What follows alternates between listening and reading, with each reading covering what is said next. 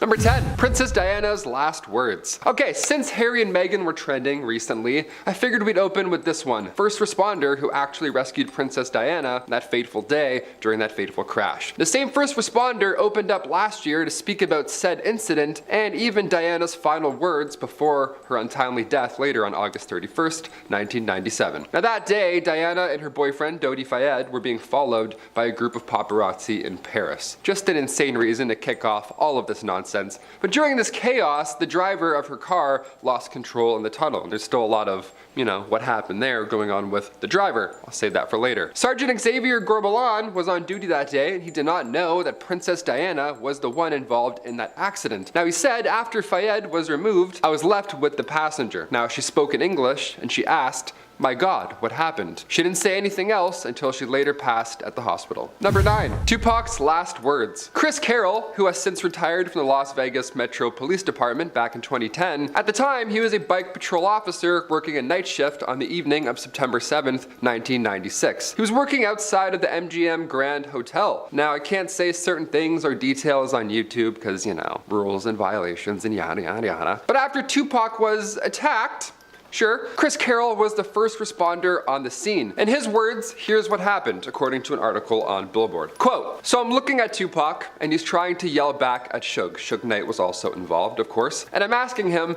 who attacked you? What happened? Who did it? Anything, right? And he was just kind of ignoring me. He was making eye contact with me here and there, but overall, he's trying to yell at Suge. And I kept asking him over and over, who did this? Who attacked you? And he basically kept ignoring me. And then I saw in his face and in his movements, all of a sudden, in the snap of a finger, he changed. And he went from struggling to speak, being non-cooperative, to an I'm at peace type of behavior. So just like that, he went from fighting to I can't do it. And then when he made that transition, then he looked at me. And he's looking at me right in my eyes. And that's when I looked at him and I said, one more time, who did this? Who attacked you? And he looked at me, he took a breath to get the words out, and then he opened his mouth, and I thought I was actually going to get some cooperation. And then the words came out, F you.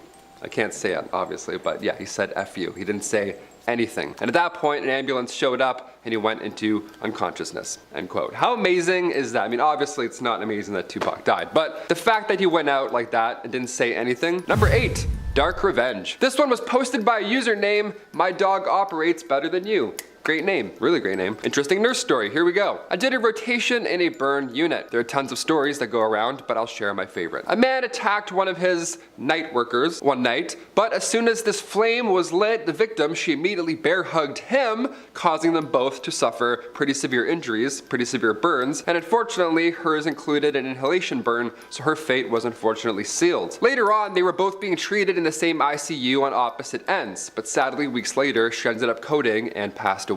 And for about 30 minutes, as things started to quiet down, that guy, that not so great guy that did all this, he starts randomly screaming from his room, "Get her out, get her out." Okay, this one's got layers because it's not her last words per se, but many people have heard this story and have agreed that she was saying some nasty stuff to him before moving on, right? Or else who's he talking about? Either way, I'm sure that's gonna be haunting him at night regardless. Thank you for sharing. My Dog Operates Better Than You. And also, again, great name. Number 7, The Man in Black. Oh, this is scary. This story gave me the creeps when I read it online. Here we go. A nice old lady who told my CNA that she wanted to wear all white. Now, when I asked why, she said that the man in black is here. Now, she looked in the corner of the room. The CNA also looked, but there was no one there. That's when I came into the room. We asked her to describe what she was seeing, and she said, "He's in all black and he's got a top hat on." That's terrifying. "The Hat Man," she said, and then she whispered, "and his eyes are red," while her eyes moved across the room directly to behind that CNA, almost as if she was watching him move closer to us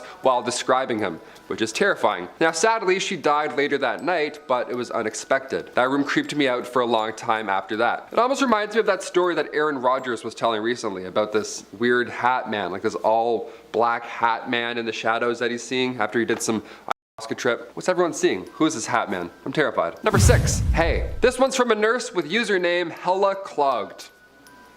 Great name, I love these names. When I was a nursing student up on an ICU floor, I was hanging antibiotics in my patient's room when I heard an audible hey. Now, I turn around, as anyone would, and there is no one else in the room, okay? Mind you, my patient was sedated, so there's no possible way that it was them. Also, it was a woman's voice as well, so I thought that it was my preceptor. Now, I went back out to the nurse's station and I asked my coworker if that was her in the room trying to catch my attention, and she told me no, and I've never seen someone's eyes get so large. Apparently, the room that I was in had the most paranormal sightings and activity out of all the rooms in the unit.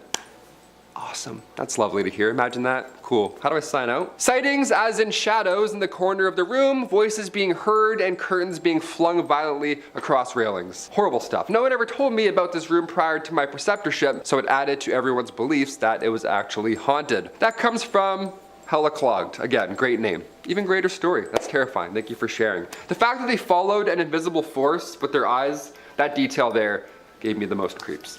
Thanks for sharing, that's really good. Number 5, a grim plea. This was from a user named Kalasari, and it's about a DNR patient who was on comfort care. They were on a high dose of at the time and they were hallucinating. This is normal, but she would alternate between grasping for things not there and trying to climb out of bed. Pretty alarming. She was too unsteady to walk, so my job was to sit in the room and make sure that she was safe. She tried to get up and I went to ask her what she needed, and she grabbed my arm and pulled me down towards her face and said, very angrily mind you, "Kill me." That one messed with me for a while. Yeah, not all these stories have a silver lining. Some of them are just dark and horrible. Welcome to Most Amazing. There you go. This is what you wanted, right? You click the title, there you are. That depressing feeling in your chest, you got it. Click that thumbs up. Let's keep this grim train rolling. Number 4, paramedic promise. Okay, that last one was dark, but I promise this one will get your hopes back up for humanity. Uploaded by user Henry RN. Back when I was a paramedic in Oakland, I was taking care of an elderly gentleman in the back of my ambulance. He was looking up into the upper corner of the ambulance and he said, "It's okay, Lulu, I'll be with you soon." Kind of comforting. His daughter was with him and told me later that Lulu was his wife who had died 20 years prior. Now, a few minutes later, he sadly went into cardiac arrest and passed away. Okay, great. That's gives me a little bit of hope for the afterlife, afterworld. Also, I'm terrified at the same time. Isn't that lovely? Thank you for sharing, Henry RN. Henry, right now. That is your real name. Number 3, first code. This one comes from Falling Star 24.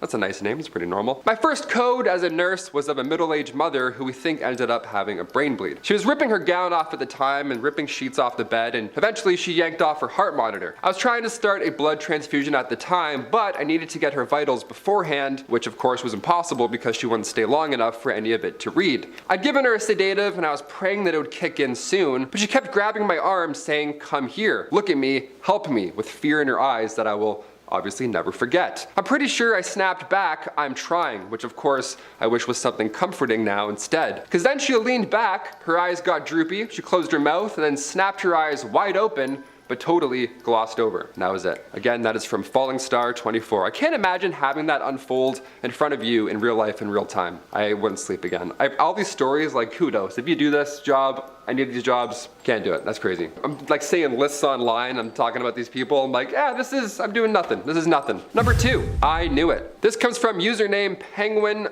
Great name. I wanted that one, but you beat me to it. They say I'm an ICU nurse. A patient's son rang the hospital at 11 p.m. on a Saturday night saying that he was sure his dad was dying. His dad had had a severe stroke and was doing okay. Recovery would be difficult, but he wasn't expected to die and was pretty stable at the time. I was looking after him and it was a lot of work because he would try and get up, but then he couldn't walk, so he'd fallen a lot. The son really wanted to come in, even though it was way past visiting hours. But you know, I'll bend the rules in a good cause. I figured, what the heck? It's a Saturday night. Come on in and sit with your dad. Of course. I'm like, you're a great person for that also, side note. Sadly, the patient died about 2 minutes before the son walked in the door. It was like a switch was just turned off and he just died like that. The last thing he said to me was, "Am I bothering anyone?" And I told him at that point, of course not, even though he had some very frustrating behavior because of the stroke. Now the son, of course, at that point just started crying and was screaming, but he started saying, "I knew it, I knew it, I knew it," over and over again. How the heck he knew? Well, we were all a little bit freaked out. Now I'm freaked out just after saying that story, so thanks. That makes all of us now.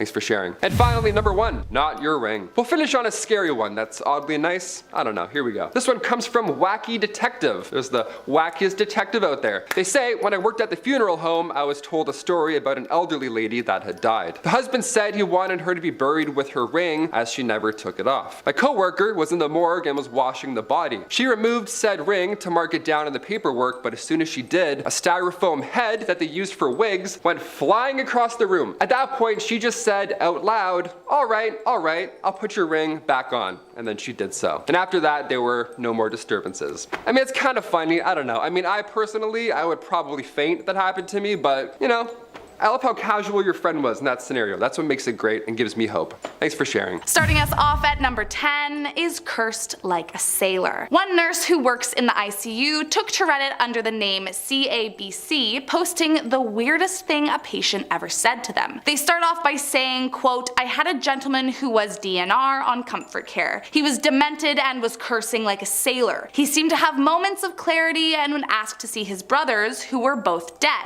Now, that all by itself, not creepy whatsoever. I mean, nurses are definitely used to an array of colorful language, considering how much of their days are spent with people in immense pain. But after a particularly worrisome heart rhythm, his rate started speeding up exponentially, and she began to think that this might be the end. At that moment, Reddit user says, quote, the patient looked at me in the eyes and said, what's your name? To which I replied, my name. He asked, what do you do here?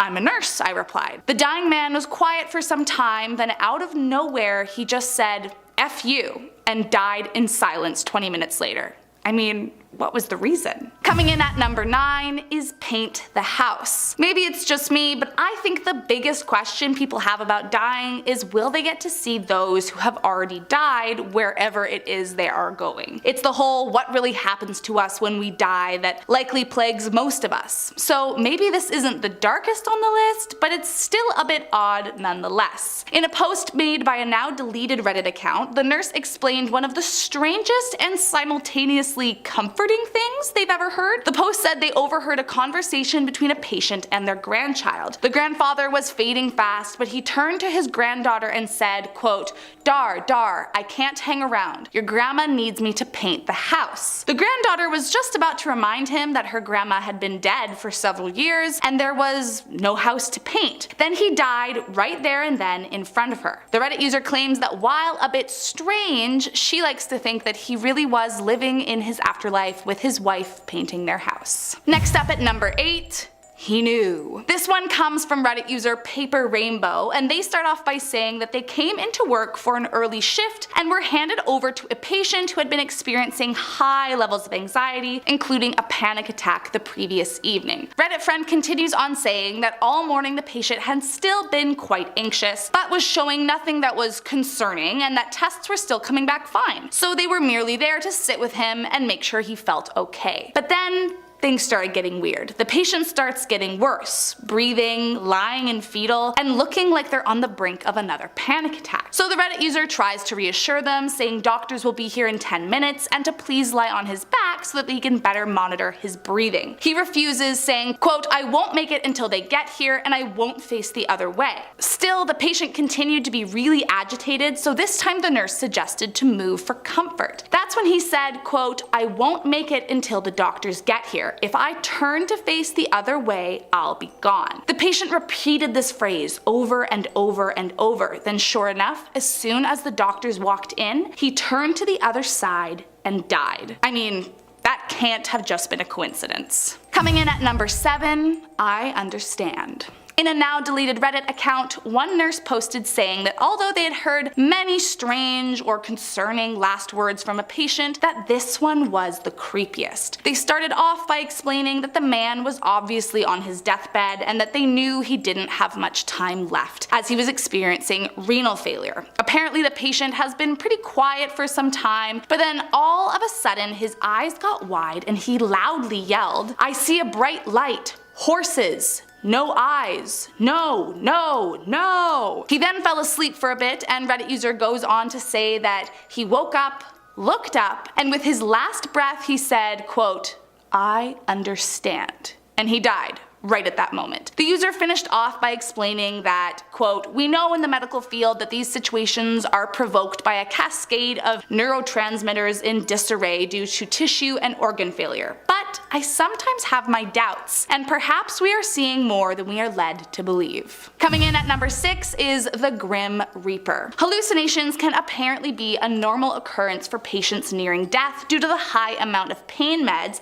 they're on. But that doesn't mean that what they say still can't haunt you to your core, mostly cause you never really know what the truth is. One Reddit user named Koyena posted about a patient they had had one night that said, quote, "The devil has been in my room all night, but don't worry, God is with you." Then that night, after a horrible and brutal seizure, the man died with his eyes wide open and a creepy grimace plastered across his face. They explained that prior to the seizure, the man had been screaming at the devil in their room and kept shouting over and over, "Get out of here, the building's gonna blow." Now, thank God, nothing actually ever happened to the building, but still, the last thing this person ever said was that they were being haunted by the devil, and then they died with a haunting expression on their face. So definitely unsettling. Coming in at number 5, DNR. Reddit user Kali Asari posted a few years back about one DNR patient they had had that really affected them for a long time after they died. So first off, DNR, if you don't know, stands for Do Not Resuscitate, which means that the patient has opted out of any and all life-saving treatments. Reddit friend starts off by saying, quote, "The patient was on a high dose of morphine and hallucinating. She would alternate between grasping for things not there and trying to climb out of bed. She was too unsteady to walk, so my job was to sit in the room and make sure she was safe. The patient apparently continued trying to get up, so the nurse simply asked, 'What do you need? I'd be happy to get it for you.' To which the woman grabbed her arm, pulled her in close, and said very angrily,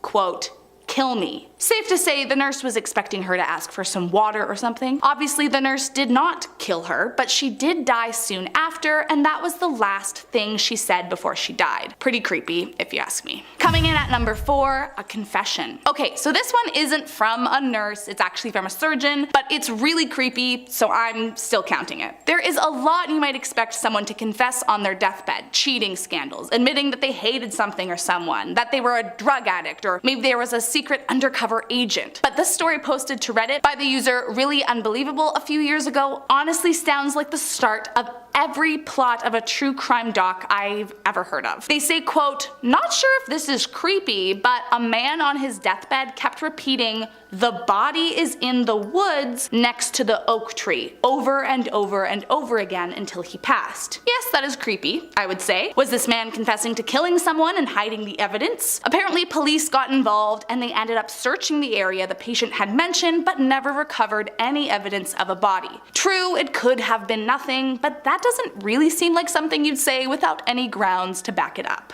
Coming in at number 3, hemorrhaging. This next story was by a now deleted Reddit account and might be one of the goriest stories I've ever heard. The patient was hooked up to a trach, which is a tube connected to your neck that helps you breathe when the patient is not able to do so themselves. A Reddit user says, quote, "I walked up to her and saw bright red blood just started shooting up the vent circuit and immediately obstructed it. This wasn't the first time they'd seen something like this, so they turned to the surgeon and explained that the patient was hemorrhaging, to which the doc apparently replied that it was just a little bit of blood, assuming the nurse was referring to the access site in her groin. The nurse knew that there was no time to waste, so they popped off the vent, but it was worse than they had even imagined. Blood started pouring out of her trach, mouth and nose at an exceeding rate until a pool about 6 feet in diameter circled them on the floor and they were covered from chest down. They said after a few minutes the patient used her last bit of strength to look into Reddit users' eyes and just say,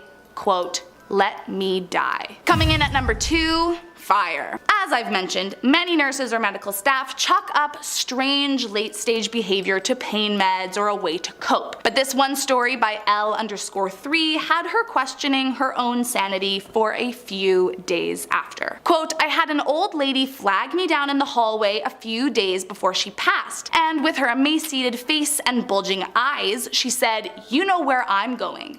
The nurse asked her what she meant by that, to which she replied, 'You know where I'm going when I die, and it ain't up.' I mean, while it was definitely obscure, our Reddit friend wasn't too freaked out by this point. She simply asked the patient if she would like to see the hospital priest on staff, to which the patient shook her head no and said, "It's too late for that." Then, a few days later, the patient was in bed, eating her dinner, and started screaming. And so the nurse ran in to find her shouting, "Fire, fire, fire! There's fire everywhere." The patient died a few hours later, and the nurse couldn't sleep that night as she was so freaked out that she'd actually witnessed someone seeing the literal fires of hell. And last up in our #1 spot today is Saw the Devil. Posted by Reddit user LolaCSD 6 years ago, they start off by explaining that their patient was a 20-year-old who had previously been a gang member, then ended up diagnosed with terminal liver cancer. The patient was very angry at the universe, which the nurse felt sympathy for, considering how young he was when he was dying, but mentioned that he was an incredibly aggressive and angry young man, often spitting in her or his family's faces and calling just about everyone who spoke to him cruel names. His anger only got worse as his condition progressed, but still his family remained by his side. On his last day, the family called in the nurse to the room as he wasn't responding. His eyes were glossed over, his skin cold, and was barely breathing. His mother, in a last attempt to comfort him, whispered to go towards the light, to Jesus, to which the young man came to and shouted, "F your Jesus." Then the nurse said the next part haunted her for weeks. He then slowly turned his head to the left and got the horrific look on his face, as if he was looking at something we couldn't see. And horrified, like in a bad movie, his face contorted and he screamed with his last breath, eyes wide, "Oh shit, oh shit, oh no!" Then made a guttural noise and promptly fell back into the bed and died. I mean, if that doesn't sound like someone seeing hell, then I don't know what does. Starting off this list in our #10 spot, we have Alexander Prokorenko. In 2016, Alexander was a senior lieutenant with the Special Armed Forces of the Russian Armed Forces. He was 25 years old at the time and was fighting in the Syrian civil war. On March 17th of 2016, during the Palmyra offensive, he found himself surrounded by ISIS militants. Not wanting to be captured alive, and also bravely doing what he thought was best, he ordered an airstrike on his location. His command was slightly confused in the beginning of this order and asked him to confirm his order, and that is when Alexander spoke his final words to command. He said, quote, "They're outside. This is the end, Commander. Thank you. Tell my family and my country I love them. Tell them I was brave and I fought until I could no longer. Please take care of my family. Avenge my death. Goodbye, Commander. Tell my family I love them." Alexander left behind his wife Katya and the child that they were expecting at the time of his death. He was nicknamed the Russian Rambo after his death and was awarded the title Hero of the Russian Federation for his ultimate sacrifice. In our #9 spot today, we have Michael Ney. Michael was the first Duke of Elchingen and was the first Prince of Moskva and was a French military commander in the French Revolutionary Wars as well as the Napoleonic Wars. He was even one of the original 18 marshals of the empire that Napoleon I created. After Napoleon was dethroned and exiled in 1815, however, Michael was arrested and tried by the Chamber of Peers for treason. When the verdict was given, 137 peers voted for the death penalty, 17 voted for deportation, 5 abstained, and there was 1 single vote for acquittal. Unfortunately, this was a majority rule situation and Michael was sentenced to death by the firing squad. On December 7th, 1815, Michael was put in front of a firing squad and he refused to wear a blindfold. He was surprisingly given the right to order the fire himself, and before doing so, these are the final words that he spoke. Quote, "Soldiers, when I give the command to fire, fire straight at my heart. Wait for the order, it will be my last to you. I protest against my condemnation. I have fought 100 battles for France and not one against her. Soldiers, fire." I couldn't imagine having to be the one to order your own death, especially when you don't want to die, so this one definitely leaves quite an eerie feeling. In our #8 spot today, we have Gregorio del Pilar. Gregorio was a general of the Philippine Revolutionary Army during the Philippine-American War and is known for being one of the youngest generals in the Revolutionary Army at just the young age of 22 years old. He was nicknamed Boy General and was also known for being quite a ladies' man. In 1896, Gregorio finished his Bachelor of Arts and was going on to complete complete more education, but when the revolution broke out, he enlisted himself for military service. In 1899, the Americans were advancing on the Tire Pass, and this is the battle that unfortunately was Gregorio's last. He was sadly shot in the neck and died almost instantly. While his last spoken words weren't recorded, it was his final diary entry that I want to talk about today. His final entry read, quote, "The general has given me the pick of all the men that can be spared and ordered me to defend the pass. I realize what a terrible task has been given to me, and yet I felt that this is the most glorious moment of my life. What I do is done for my beloved country. No sacrifice can be too great." It obviously shows how incredibly dedicated he was to his country, and perhaps he had some sort of inkling that this battle just may be his last. At the end of the day, his legacy certainly lives on. In our number 7 spot today, we have Murray Hudson. Murray Hudson was born in 1938 and was a sergeant with the Royal New Zealand Infantry Regiment. On February 13th, 1974, Murray was a drill instructor and was supervising a training exercise when things took a really dark turn. One of the officers in training, or a non-commissioned officer who was participating in this training exercise, accidentally armed a grenade that he was about to throw. This is obviously an incredibly frightening situation, and one that made the officer completely freeze. After all, what do you really do in that situation? Murray saw him freeze and realized what had happened and ordered him to throw it, which I guess is the smartest move and the only thing that you can do. The officer unfortunately was still frozen and wasn't reacting, so in an attempt to save him, Murray went over and took his hand and tried to release the grenade so that he could throw it. During this process, the grenade unfortunately exploded, which took both of their lives. The final words of Murray were his directions and him saying, "Throw it! Just throw it." Such a tragic event that absolutely could have been avoided. Murray was awarded the George Cross after his passing, which is the highest award bestowed by the British government for gallantry not in the presence of an enemy. In our number 6 spot today, we have Sanada Yukimura. During the Warring States period in Japan, there was one incredibly famous samurai warrior. Sanada Yukimura, whose real name was Sanada Nobushige, was an incredible fighter and is best known for being the leading general on the defending side of the siege of Osaka.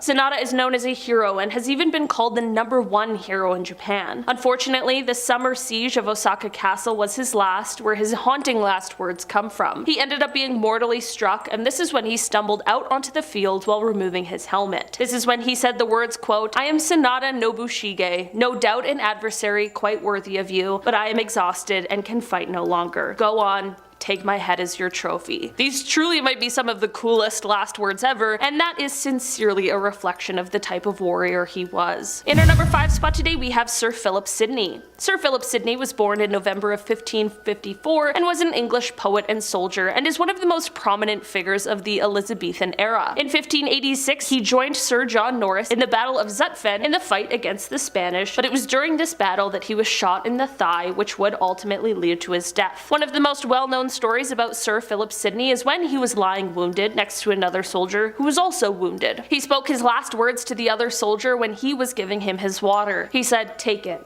Thy need is greater than mine." It seems as though he must have known that he was about to pass, but it also shows the kind of person he was, which seems to be a very noble person. He certainly left a legacy, considering we are still here talking about him today. In our number 4 spot today, we have John Sedgwick. John was born in 1813 and was a military officer and Union Army general during the American Civil War. On May 9th, 1864, he and his men were at Spotsylvania Courthouse, and he was directing different placements when Confederate sharpshooters, who were around 1,000 yards away, began shooting at them. This of course caused for some of John's men to duck for cover like any regular human being would when being shot at. I'm not exactly sure why, but John seemed to have been less concerned with the shots and more concerned with the soldiers taking cover, and he continued to strut around and said, quote, "I am ashamed of you. They couldn't hit an elephant at this distance." It was unfortunately just a few moments later that he was fatally struck by a bullet just under his left eye. His chief of staff, Martin T. McMahon, was close to him and heard his last words and tried to catch him as he fell.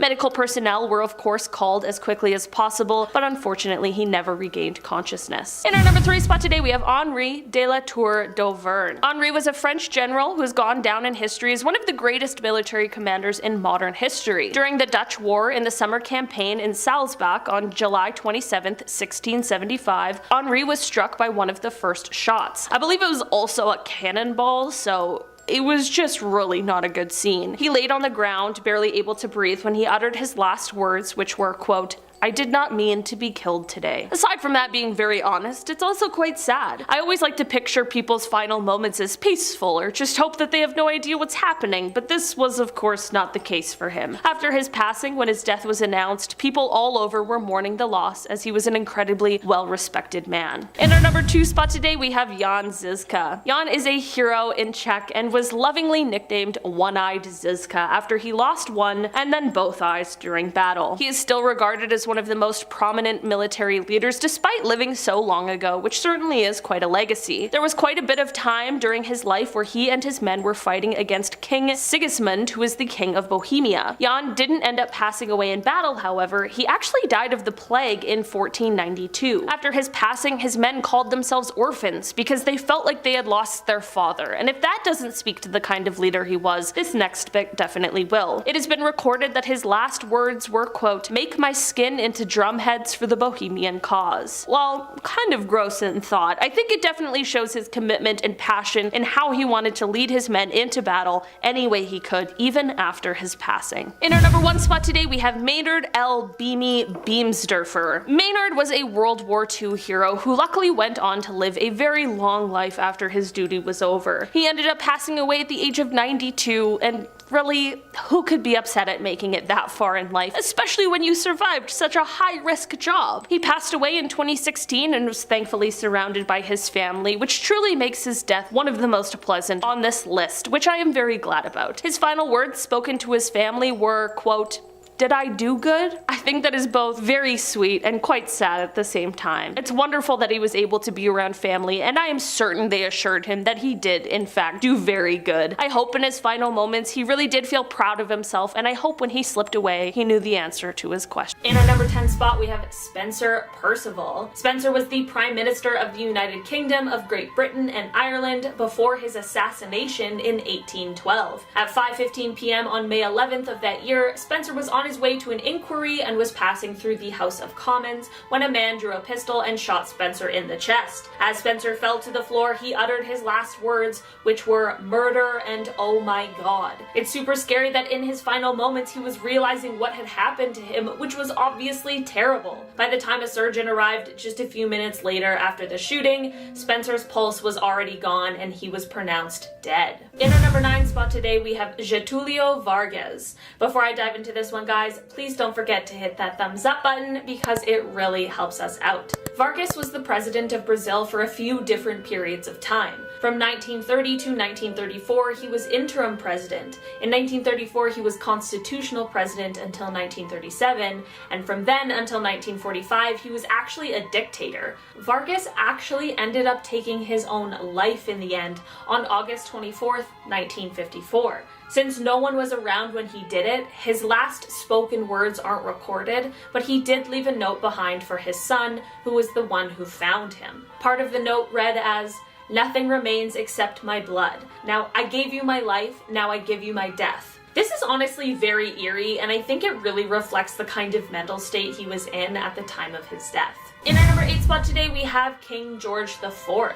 King George IV was the king of the United Kingdom and Great Britain and Ireland from 1820 to 1830. King George hasn't necessarily been praised for being a good king or person, really, but that is not what we are here to talk about today. King George was a heavy drinker and lived an extremely indulgent lifestyle that led to some pretty extreme health conditions. Because of his poor health, in the years before his death, he was almost entirely bedridden and suffered from bouts of breathlessness. He went almost entirely blind from cataracts and had such bad gout that he couldn't even sign documents because his arm and hand were so sore. King George passed away on the morning of June 26, 1830, and while his last words have been disputed, they were somewhere along the lines of, "Oh God, I am dying, this is death." I know he wasn't a great dude, but it is still pretty sad to think of someone dying in such pain. After his death, it was discovered that he had died due to upper gastrointestinal bleeding that was caused due to a ruptured blood vessel in his stomach. But he also had a large tumor in his bladder, and his heart was enlarged with calcified valves. So all in all, he was an extremely unwell guy. In our number 7 spot, we have Albert I of Belgium. Albert I was the King of Belgium from 1909 to 1934 during quite an interesting time for the country. He really focused on his subjects and was honestly a pretty well-respected king. He passed away in 1934 after a mountaineering accident. On February 17th of that year, while climbing the side of a difficult cliff, he ended up unfortunately falling to his death. He was 58 years old at the time, and speculations began to swirl about what exactly happened since he was alone at the time of his passing. Since he was alone, his exact last words are likely unknown, but these are some of the last words he spoke to the last person he saw before the accident. "If I feel in good form, I shall take the difficult way up. If I do not, I shall take the easy one. I shall join you in an hour." While this sentence is fairly normal, it's pretty dark knowing what we know now. He really had no idea how close he was to his death. In our number 6 spot today, we have James Monroe. James was the 5th President of the United States from March of 1817 to March of 1825. While James isn't regarded as a necessarily bad president, he did have slaves and owned a pretty large plantation, so I'm gonna go ahead and just deem him as not that great of a guy. He ended up passing away at the age of 73 on July 4th, 1831, of heart failure and tuberculosis. His last words were, "I regret that I should leave this world without beholding him again." The him he was talking about was his best friend's James Madison. This is kind of cute, but also very sad. The pair had actually had a falling out after many years of friendship, which really just adds a little insult to injury on that one.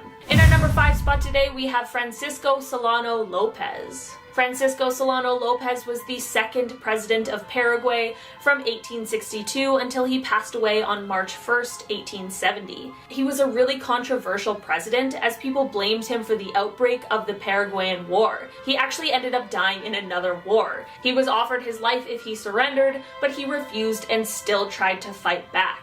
His final words were, "I die for my homeland." He really ended up making the greatest sacrifice he could. It's just really sad that things had to end that way. In our number 4 spot today, we have Lal Bahadur Shastri. Lal was the 2nd Prime Minister of India from June of 1964 until January of 1966. He was a leader who really tried his best not to mix religion with politics, and honestly lived his life trying to be a servant to the public as best as possible. He ended up passing away just one day after signing the treaty to end the Indo-Pakistan War. While it was released that he died from cardiac arrest, people have since speculated that it was a cover-up and that foul play was actually involved. His final words were, "O Father, O Rama." Rama is a deity in Hinduism and is the 7th avatar of the god Vishnu. Assuming that he really did die from cardiac arrest, I just really hope he wasn't calling out for the name of his gods because he was in pain. In our number 3 spot, we have George V. George V was the King of the United Kingdom from 1910 to 1936 when he passed away. He wasn't originally supposed to be king, but in 1892 his older brother ended up passing away unexpectedly, which put him in line for the throne just after his father. He ended up taking over the role once his father had passed. For the last few years of his life, he ended up falling quite ill, and after his favorite sister passed away, he fell into a deep depression, which definitely didn't help his health at all. His last words were, "God damn you," which he said to his nurse as she injected him with a sedative. This is dark because his doctor actually admitted to giving him drugs that would speed up his dying process. He was certainly already on his deathbed, but it's pretty freaky that he was basically forced into dying sooner, and I feel like he knew what was going on considering his rude language to his nurse. I don't know about you guys, but this one feels pretty suspicious. In our number 2 spot today, we have Harold Holt. Harold was the 17th Prime Minister of Australia until his death in 1967. In December of that year, Harold was with 4 other people when he convinced everyone to stop at Cheviot Beach for a swim. The weather conditions were pretty rough, so only one other person actually went into the water with him. Harold ended up going too far out and got caught in the rip, which pulled him completely out of sight. This was actually the last time anybody has ever seen him because his body has never been found. His last words were, "I know this beach like the back of my hand." It's super sad to know that he really had no idea the danger that he was just about to put himself in. In our number number 1 spot today we have Samuel Doe. Samuel was the 21st president of Liberia from 1986 until 1990. Samuel was a master sergeant who actually led a military coup in April of 1980, which killed the then president William R. Tolbert Jr. He ended up being quite a corrupt and totalitarian president and only got more and more repressive as time went on. In 1989, a civil war started in Liberia when rebels entered. In September of 1990, Samuel was captured by the rebels as well as a former ally of his, Charles Taylor. In order to prove that Samuel was not protected by black magic, they started by cutting his ears off first. There are some pretty gruesome details that happen after, as he was tortured for 12 hours, which was recorded before they eventually killed him. The last words that Samuel spoke were those that one of his captors told him to say, were that the government is overthrown. I am therefore asking the armed forces to surrender to Field Marshal Prince Johnson. Prince Johnson being the one behind this coup. I honestly just can't think of a worse way to go, so this story really freaks me out. Starting off this list in our number 10 spot, we have the 18th President of the United States, Ulysses S. Grant. I am certainly no American political expert, but by what I read about Ulysses Grant, he seemed to be a pretty alright guy. His death came on July 23rd, 1885, after he lost his battle with throat cancer. His last spoken word was water, which is pretty sad considering what he was going through. But he did lose the ability to speak sometime before his death, so a more accurate portrayal of his last words would be something he wrote shortly before he passed. He wrote, "There was never one more willing to go than I." That is so dark and sad to think that he was just kind of done with life. But after suffering a painful disease, I can understand why. He certainly lived quite the life, as he made it all the way to being the president. He was only 63 at the time, but I feel like by 1885 standards, that might have been pretty old. Heading on down to number 9, we have the 20th President of the United States, James Garfield. James had a similar outlook to a lot of people at the time and thought that the assassination of Abraham Lincoln was just a fluke and denied the opportunity to have security guards around him constantly. Unfortunately, on July 2nd, 1881, this decision led to him getting shot twice by a man who was trying to assassinate him. James lived for a few months after, but was struggling pretty hard to survive because of the lack of medical technology available to remove the bullet that was still lodged in him. On the day of his death, James laid down to rest before he awoke, clutching his chest. His friend, General David Swaim, was by his side, and James reached out for him and asked, "Swaim, can't you stop this pain?" These were his final words, and it's so sad to know that he passed in such pain, but I'm glad he had his friend near to him at the time. In our number 8 spot today, we have the 21st President of the United States, Chester Alan Arthur. Before I dive into this one, guys, please don't forget to hit that thumbs up because it really helps us out. Chester was actually the 20th Vice President, but became the 21st President after the death of James Garfield. After his presidency was finished, Chester went back to work at his New York law firm. He had some health issues already, so he wasn't working a ton, but on November 16th, 1885, he ordered for all of his personal and official papers to be burned, which seems like kind of weird behavior. The following day, he suffered a cerebral hemorrhage and never regained consciousness until he passed the next day. While Chester's last words weren't officially recorded, a friend of his said that his last words to him were that life is not worth living. This is a pretty dark message to leave someone, but maybe Chester didn't know that this was the last time that he would speak to this friend. In our number 7 spot, we have the 22nd and the 24th President of the United States, Grover Cleveland. Grover has not been regarded as a particularly great president, and it has been said that his greatest accomplishment might have been the introduction that he gave so that the more modern presidency that began with Theodore Roosevelt could emerge. In the fall of 1907, Grover fell very ill, and in 1908, he ended up suffering a heart attack. On June 24th, 1908, he ended up passing away with his last words being, "I have tried so hard to do right." I think this is pretty dark because it's sad to think that he was worried about the impact he had left on the world in his final moments. Death really does seem like the worst time to start having an existential crisis. In our number number 6 spot, we have the 23rd President of the United States, Benjamin Harrison. Benjamin was actually the grandson of the 9th President, making them the only grandfather-grandson duo to have both held office. He was a Republican who took office in between the terms of Grover Cleveland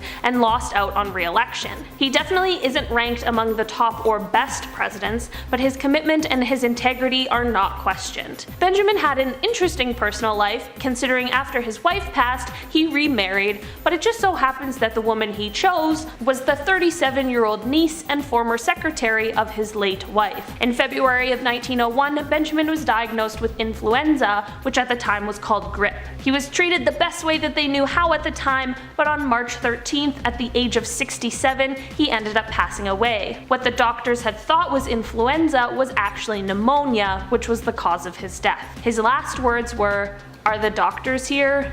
Doctor, my lungs." It's super sad to know that he was in pain, and I'm not sure if they knew what pneumonia was in 1901, but if they did, it would be such a shame that he was misdiagnosed and mistreated. Pneumonia isn't fun even in 2020 when we have better ways of treating it. In our 5th spot and halfway mark, we have the 32nd President of the United States, Franklin D. Roosevelt. Franklin still holds the record for the longest time in office, as he was elected 4 consecutive times. Of course, this was before the 2-term limit that now exists. Franklin is regarded as one of the best presidents there's ever been, but of course there have been plenty of people who criticized his policies and positions, but also because of the fact that he was the president for most of World War II, his response to that was also highly scrutinized. Franklin was able to serve 3 terms entirely and was 2 months and 23 days into his 4th term when he passed. On April 12th of 1945, Franklin was sitting for a portrait when he said, "I have a terrific headache." He then slumped over in his chair, and upon examination by his attending cardiologist, he ended up passing away from an intracerebral hemorrhage. It's crazy to think that he had no idea what he was just seconds away from, and that he really did just think he had a headache. I guess maybe that's a good way to go though. I feel really bad for the guy that was doing the portrait because I feel like that would be very awkward. In our number 4 spot, we have the 34th President of the United States,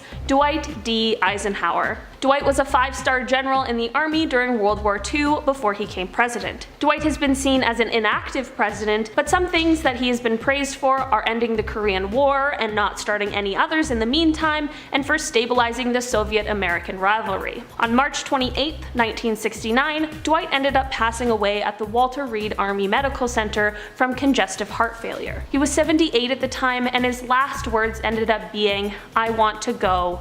God take me." I guess it's a good thing that he felt ready when it came time, but it is pretty scary to think that he had just kind of given up. Maybe his time in the war gave him some memories that he just didn't want to have anymore. Coming in at our number 3 spot, we have the 35th President of the United States, John F. Kennedy. The Kennedy family is one of the most politically established families in American history. John is highly regarded as a great president and actually came 3rd in a list of highly admired people of the 20th century. John and his wife were slightly younger than their predecessors, which gave them this sort of pop culture influence as well as their obviously political influence. On Friday, November 22nd, 1963 at 12:30 p.m., John was assassinated as he was traveling in a presidential motorcade throughout downtown Dallas, Texas. He ended up being struck by 2 bullets and was immediately taken to hospital, where he was pronounced dead 30 minutes later. While I don't have time to go into who assassinated him or why, I will tell you that his last words were to a woman named Nellie Connolly,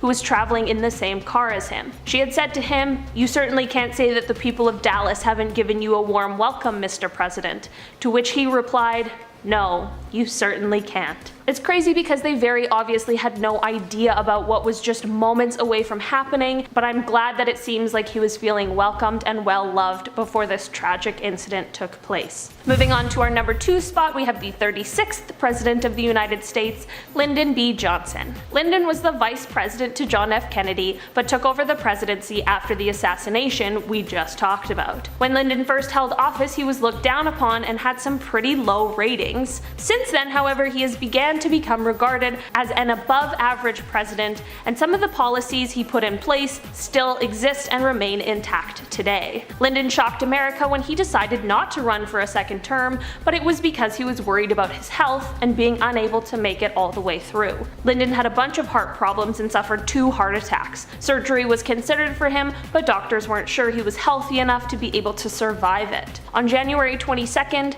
1973, Lyndon called for help on his telephone as he was suffering another massive heart attack. His last words were, "Send Mike immediately." Mike was his Secret Service agent who was housed not too far from where Lyndon was, but by the time Mike got there, it was already too late. I hate the idea that he died alone, but he lived a good life and accomplished a lot before his passing. And even if Mike was there, the outcome most likely wouldn't have been any different. In our number 1 spot today, we have the 37th President of the United States, Richard Nixon. Richard has quite the reputation for his second term due to the rise of Watergate, and was the only president who resigned from the position. There is a lot to unpack about Richard's second term, and we'll honestly have to save that for another video, but we will skip to what you're here for. On April 18th, 1994, Richard unfortunately suffered a stroke. He was awake and alert for a while, but unable to speak. Because of the trauma his brain had suffered, he ended up slipping into a coma before he passed away on April 22nd. Before the stroke, his last words were to his housekeeper, and all he said was help.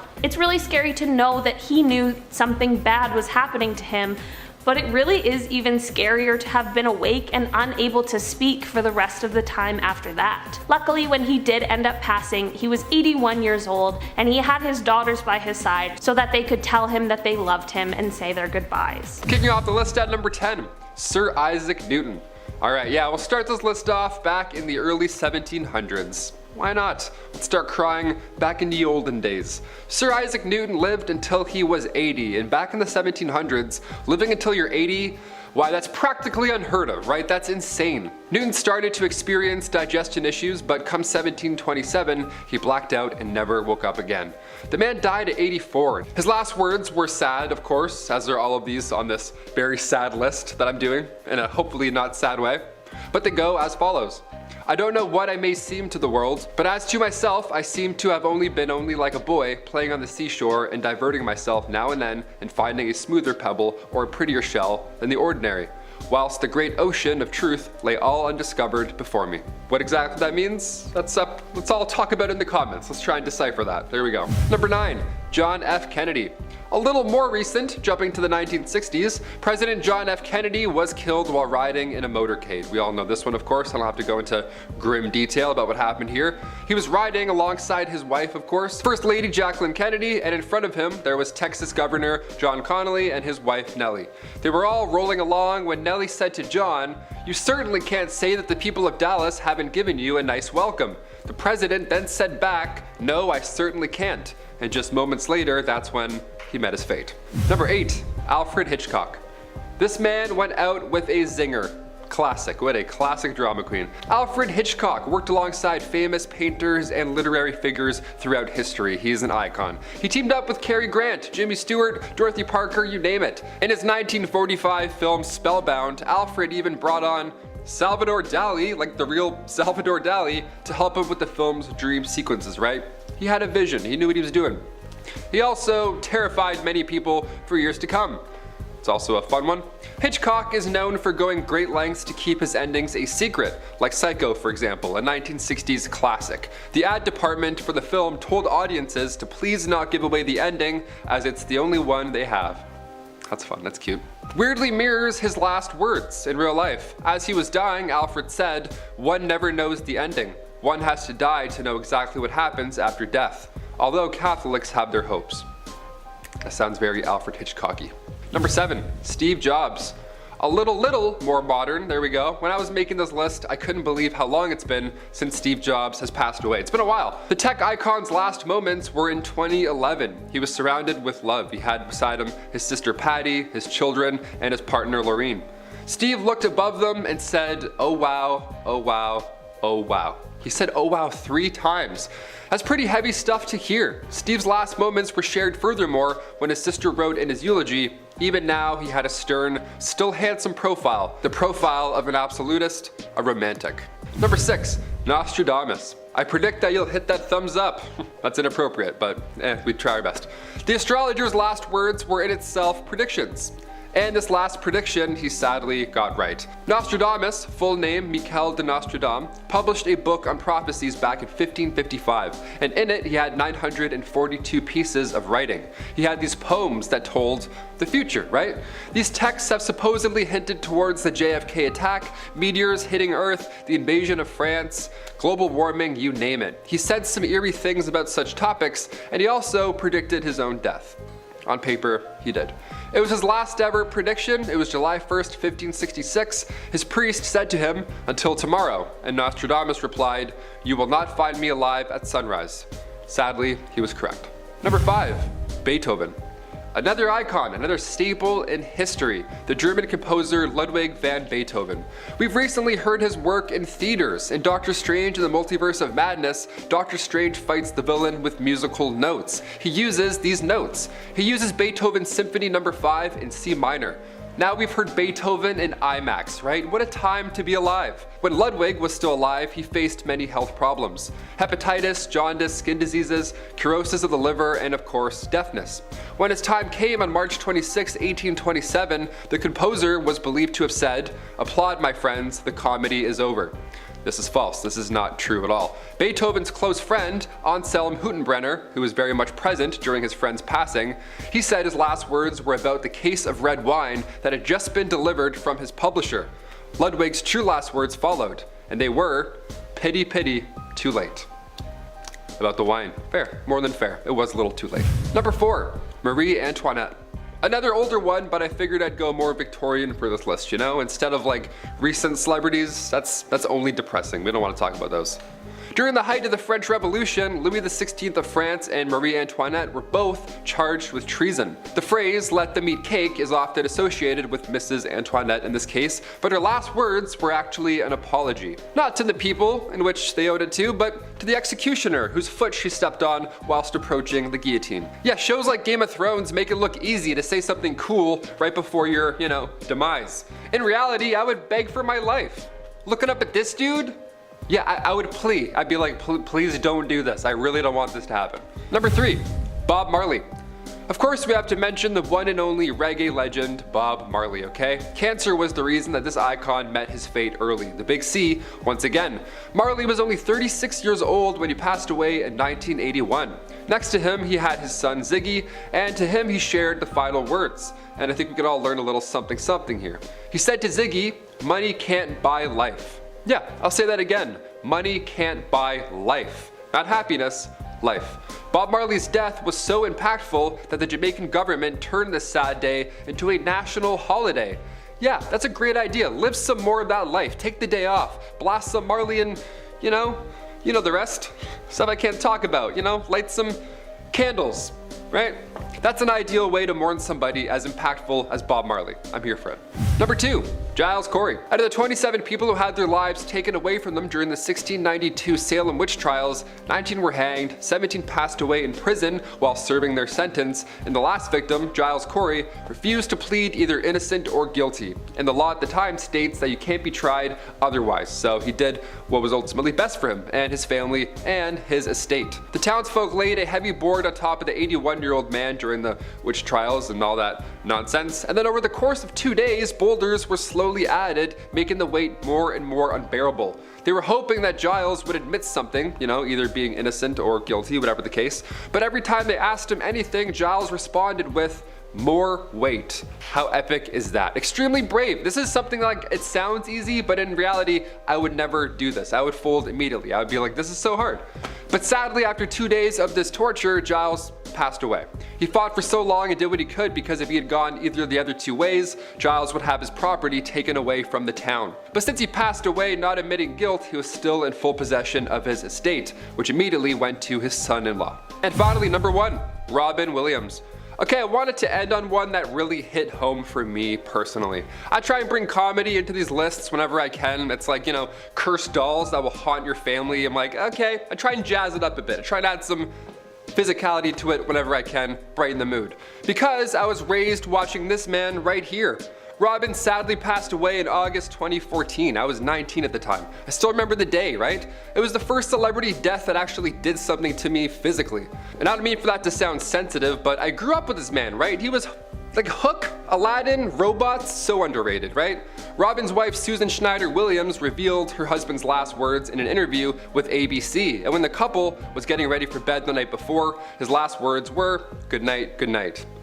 Yeah, I wanted to end on a nice, good, peaceful note instead of something horrible from the 1700s. There we go. Starting off this list, in our number 10 spot, we have Michael Ney. Michael Ney was a first duke, and he was the first prince of the Moskva, and was a French military commander in the French Revolutionary Wars, as well as the Napoleonic Wars. He was even one of the original 18 marshals of the empire that Napoleon I created. After Napoleon was dethroned and exiled in 1815, however, Michael was arrested and tried by the Chamber of Peers for treason. When the verdict was given, 137 peers voted for the death penalty, 17 voted for deportation, 5 abstained, and there was 1 single vote for acquittal.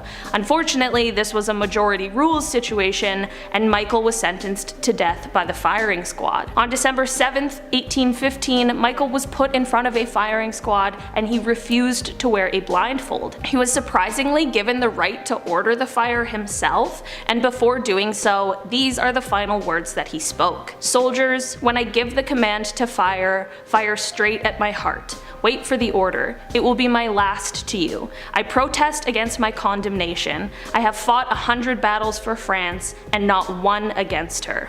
Soldiers, fire." I couldn't imagine having to be the one to order your own death, especially when you don't want to die, so this one definitely leaves quite an eerie feeling. In our number 9 spot today we have Pompey the Great. Before I dive into this one, guys, please don't forget to hit the thumbs up button if you're enjoying the video so far, because it really helps us out. Pompey the Great is the oldest person on this list, as he was born in 106 BC and passed away in 48 BC at the age of 57. Pompey was a Roman general, and his career played a significant role in the evolution from a republic to an empire.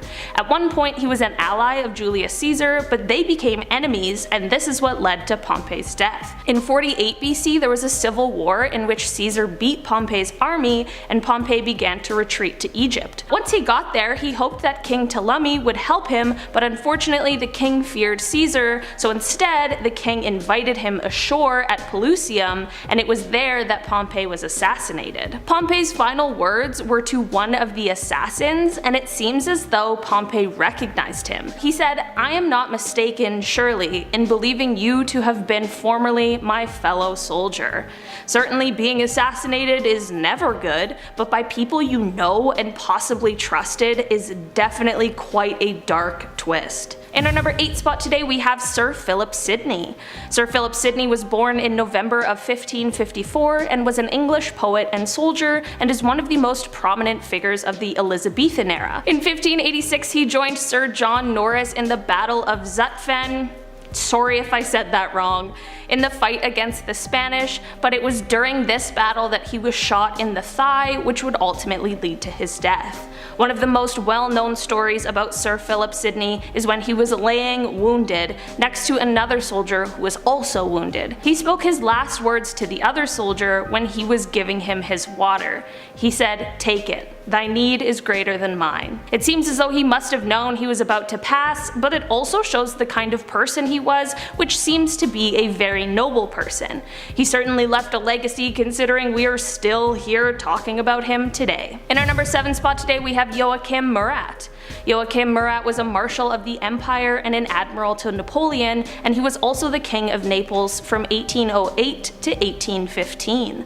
A lot of people attribute his titles to the fact that he actually married Napoleon's younger sister, Caroline Bonaparte, but he is also remembered as brave and charismatic. He was also known as a fancy dresser, so he gained the nickname the Dandy King, which I love. After the fall of Napoleon, he was captured by the forces of King Ferdinand IV of Naples and was eventually tried and sentenced to death by firing squad. When the time came, he refused a chair and a blindfold and said, "I have braved death too often to fear it." He then stood up tall and proudly and kissed a carving of the face of his wife that he had with him, and then he spoke his final words, which were, "Soldiers, do your duty, straight to the heart but spare the face. Fire." Honestly, I don't know how these people stay so calm and collected during these undoubtedly terrifying moments. In our number 6 spot today, we have Major Lloyd Williams. Major Lloyd Williams was born in 1887 and was an officer in the United States Marine Corps and passed away fighting in World War I. On June 11th of 1918, he was leading an assault and had been sent to help the French army in the Battle of Belleau Wood, which barely left anyone on their side alive. When they first arrived, they found the French retreating already, but Lloyd did not want to. When a French major told Lloyd to retreat, he told him to go to hell, which I guess I can appreciate. Later in the battle, Lloyd found himself gassed and injured by shrapnel and was down on the battlefield, severely injured.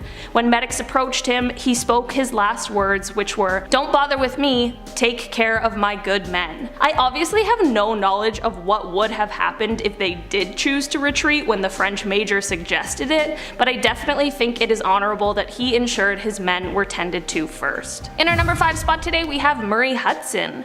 Murray Hudson was born in 1938 and was a sergeant with the Royal New Zealand Infantry Regiment. On February 13th, 1974, Murray was a drill instructor and was supervising a training exercise when things really took a turn for the worst. One of the officers in training, or a non-commissioned officer who was participating in this training exercise, accidentally armed a grenade that he was about to throw.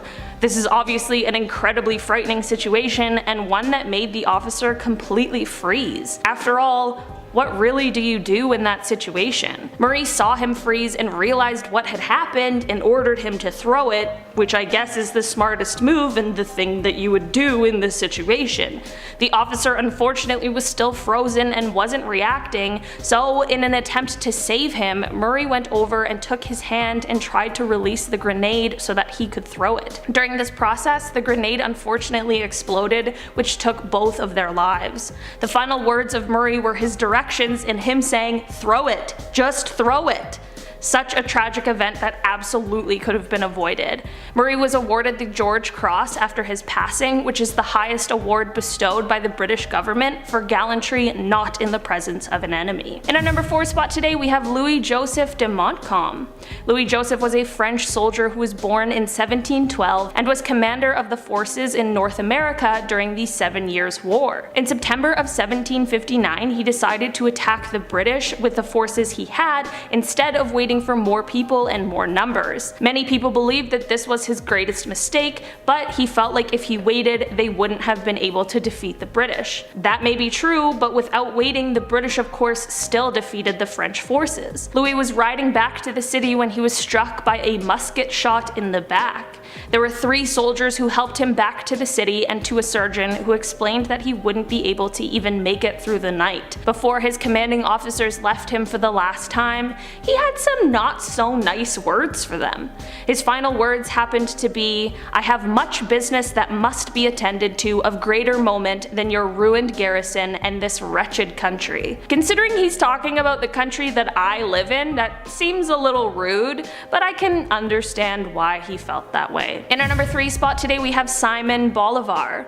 Simon, who is often referred to as the Liberator, was born in 1783 and was a military and political leader that led Venezuela, Bolivia, Colombia, Ecuador, Peru, and Panama to their independence from the Spanish Empire. He was 47 years old in 1830 and had resigned from his presidency and was planning on heading to Europe. He even had already sent crates of his belongings, but unfortunately fell extremely ill before he was able to leave his country. On December 17th of 1830, he was about to lose his battle with tuberculosis and was extremely delirious, so his last words are actually very strange. There are some accounts accounts that his last words were, "Damn it, how will I ever get out of this labyrinth?" And other accounts say that his final words were, "Fetch the luggage, they do not want us here." Truthfully, either way, it is clear that he wasn't necessarily in his right mind, but it's also very clear that he was looking for some way out or some sort of escape. In our number 2 spot today we have John Sedgwick. John Sedgwick was born in 1813 and was a military officer and Union Army general during the American Civil War. On May 9, 1864, he and his men were at the Spotsylvania courthouse and he was directing different placements when Confederate sharpshooters, who were around 1,000 yards away, began shooting at them. This of course caused for some of John's men to duck for cover like any regular human being would when being shot at. I'm not exactly sure why, but John seemed to have been less concerned with the shots and more concerned with the soldiers taking cover, and he continued to strut around and say, "I'm ashamed of you. They couldn't hit an elephant at this distance." It was unfortunately just a few moments later that he was fatally struck by a bullet just under his left eye. His chief of staff, Martin T. McMahon, was close to him and heard his last words and tried to catch him as he fell. Medical personnel were of course called as quickly as possible, but unfortunately he never regained consciousness. In our number 1 spot today we have Alexander Prokhorenko. In 2016, Alexander was a senior lieutenant with the Special Armed Forces of the Russian Armed Forces. He was 25 years old at the time and was fighting in the Syrian Civil War.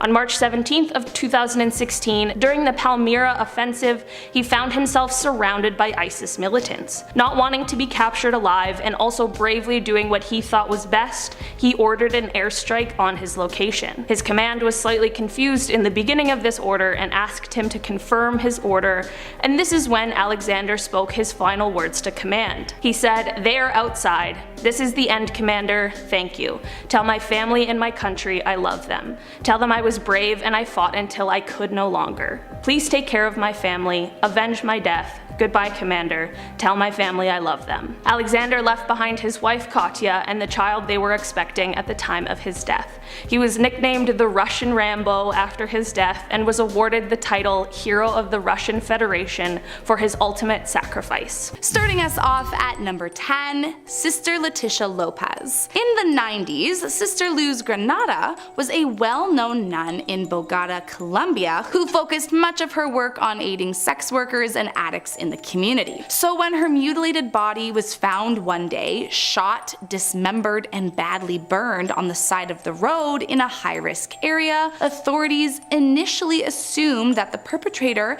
had been one of the addicts or workers she was helping. They were, however, completely wrong. Sister Leticia Lopez was another nun that worked with Sister Granada. However, Sister Lopez reportedly openly looked down on Granada for the kind of people that she chose to help and associate with. And as it turns out, she was actually the one who committed the atrocity. In 2002, after being previously acquitted for the crime, the FBI became involved and discovered traces of blood in Sister Lopez's room that matched the late Sister Granada's, and she was ultimately sentenced to 14 years behind bars. Not only that, it's believed Lopez was a part of some kind of vigilante group responsible for the death of another 21 escorts and addicts in the area, which is certainly a breach of vows to say the least. Coming in at number 9, a lawsuit. It's not incredibly often that we find nuns tangled in the legal system,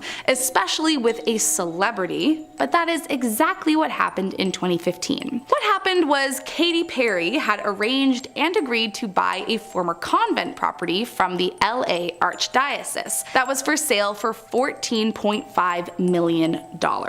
However, the deal ended up turning a bit sour after 2 nuns became involved. The nuns, Sister Catherine Rose and Sister Rita Callanan, got news of the deal and began to make a fuss over someone that they viewed as too provocative due to her songs like I Kissed a Girl and You're So Gay. Katy tried to rectify the situation by visiting the nuns, but even after singing a hymn to them and reportedly showing her tattoo of Jesus, they remained unconvinced.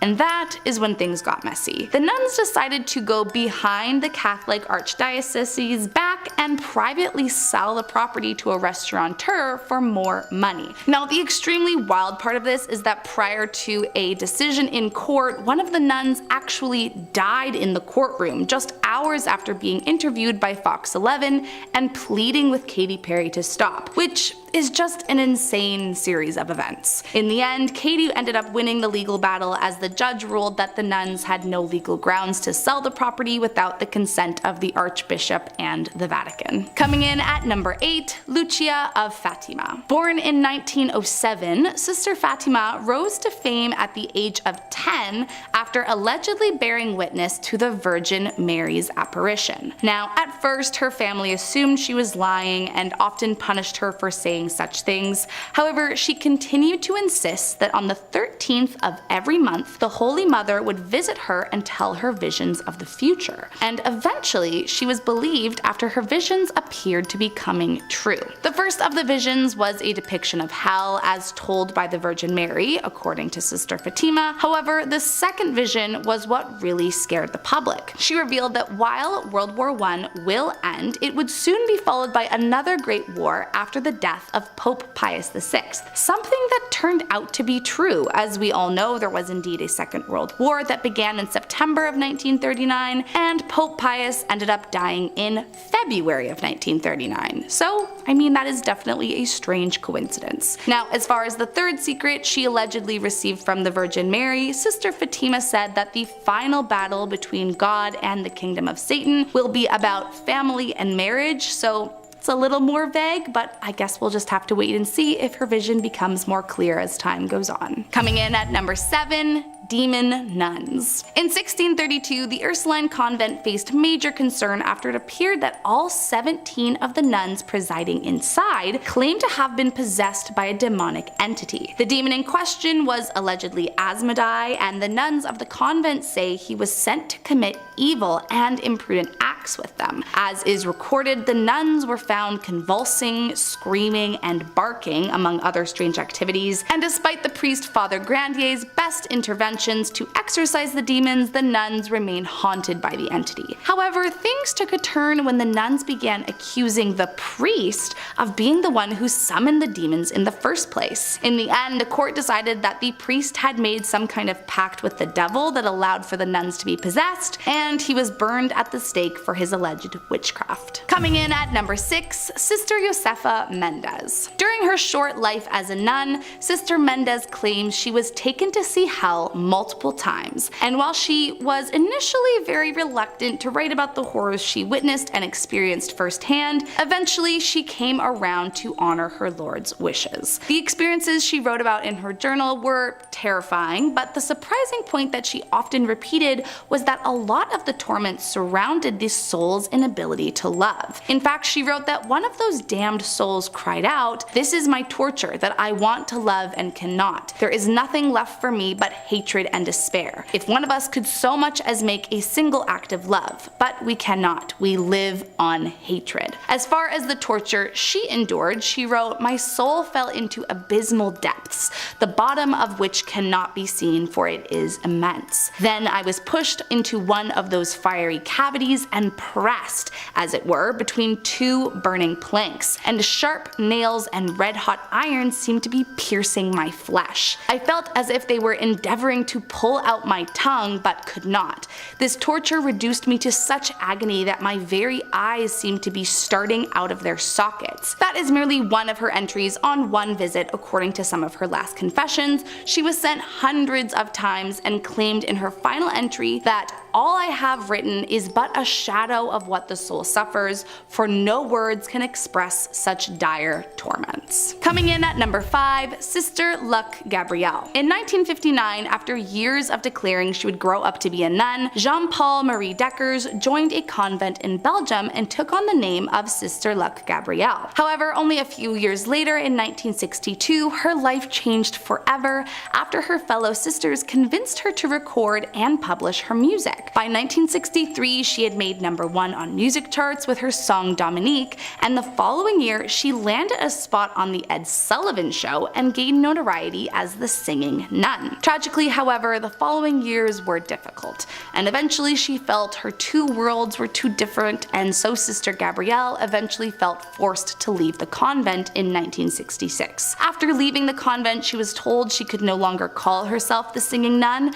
and was forced to change her stage name. Despite this, she remained a practicing Catholic but challenged many thoughts of the church. She was speculated to be gay and released a song in favor of birth control, among other things. However, her career never really flourished. Tragically, as the years went by, Jean-Paul's mental health declined until in 1985, both her and her lifelong partner Annie Pechet took their lives together. In their final note, they requested to be buried by a Catholic church as they had remained faithful followers until their final day. I mean, honestly, this one might be more sad than horrifying, but still. Coming in at #4, Sister Marie Inconnu. I guess this one is technically more of a lack of a confession. However, the result is truly horrifying nonetheless. According to a legend that dates back to the 18th century, there once was a nun named Sister Marie who requested she be transferred from France to Canada during the Acadian and British conflicts to help the Acadian people in eastern Canada. It's said that Sister Marie was a devoted nun, loved by all in the village, and that she was in charge of protecting a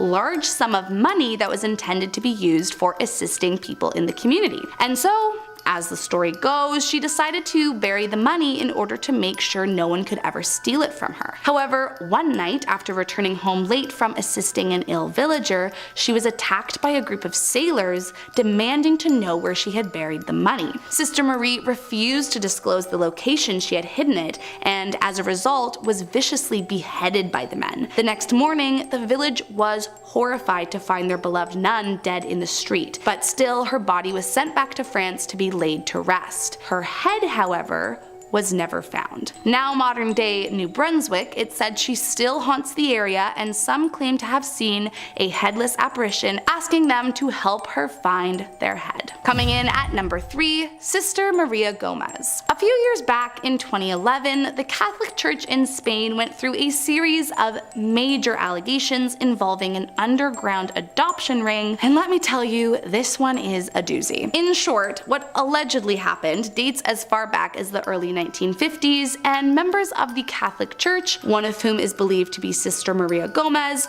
were illegally selling off newborns in exchange for massive sums of money. To make matters worse, it's suspected there have been around 2,000 cases of this, and the ring that Sister Gomez was allegedly involved in would reportedly lie to mothers and tell them that their new little bundle hadn't survived labor, present them with a decoy so that they could see they were not alive, and then sell off the real person to adoptive families. I mean, it's diabolical. Apparently, several parents came forward on their deathbeds confessing to their now adult sons and daughters the truth of how they acquired them, and many got DNA tests to confirm what they hoped would not be true. But sadly, their parents, who turned out to be their adoptive parents, were telling the truth. To date, the only person to be charged for the crime is Sister Maria Gomez, but there are sure to be countless others involved in the scandal. Coming in at #2, Maria Monk. Author of the 1836 novel Awful Disclosures of Maria Monk, Monk became a well-known, if not blacklisted public figure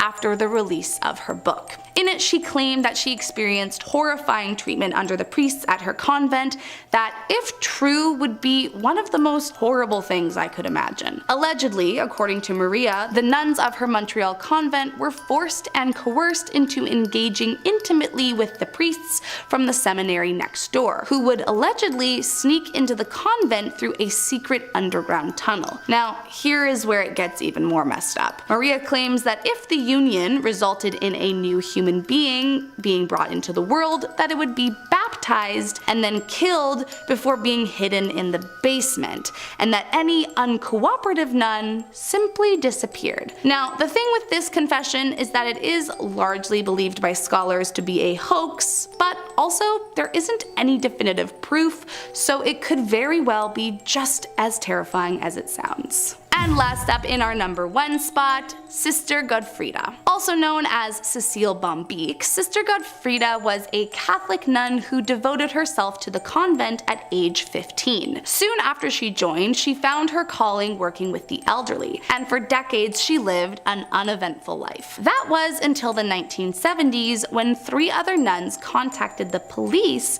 after they noticed something strange going on in the nursing home. For a while, the nuns had been keeping a log of the patients the now Mother Superior dealt with, but they noticed that she strangely had a suspiciously high death rate among her patients. As it turns out, dear Mother Superior had a nasty habit and didn't actually like working with old people as much as she let on. Along with stealing around $30,000 from her elderly patients, Sister Godfrida eventually confessed to killing 3 patients with a fatal dose of insulin, claiming that they were too difficult to care for at night. Once they were dead, she stole their belongings to support her addiction, and while she only confessed to 3 killings, authorities have reason to believe she took the lives of as many as 30 people. Number 10. Eileen Wuornos. Eileen Wuornos was an American serial killer and prostitute who operated in Florida. In 1989 to 1990, while engaging in street prostitution along highways, she shot dead and robbed 7 of her male clients. She claimed that her clients had either taken advantage of or tried to take advantage of her, and that all the deaths were committed in self-defense. Eileen was sentenced to death for 6 of the deaths, and on October 9, 2002, after 12 years on Florida's death row, she was executed by lethal injection. Her last words were, "I just like to say I'm sailing with the Rock, and I'll be back like Independence Day with Jesus June 6th. Like the movie Big Mothership and all, I'll be back." Number 9. Robert Charles Towery. Robert Charles Towery ended the life of Robert Jones, a philanthropist who loaned money to him on several occasions and used him as a mechanic. Robert Jones was in his home when Robert Towery asked him to use his phone. Once inside, he pulled a weapon on him and handcuffed him. He then proceeded to take $1,200 and load jewelry, electronics, and other items into his car before he led his victim to the master bedroom at gunpoint. He laid the victim face down on the bed and injected him using a veterinary syringe filled with battery acid. He told the victim the substance would put him to sleep, but he passed away. Robert was arrested and put on death row in Arizona. On March 8, 2012, he was put to death by lethal injection. During Robert's last moments, he apologized to the victim's family and cursed his bad mistakes. His last words were, "I love my family, potato, potato, potato." The potato reference was a secret message to his nephew, apparently. It's the sound that a Harley Davidson motorcycle makes when the engine is idle, and it was a way of saying that everything is okay, or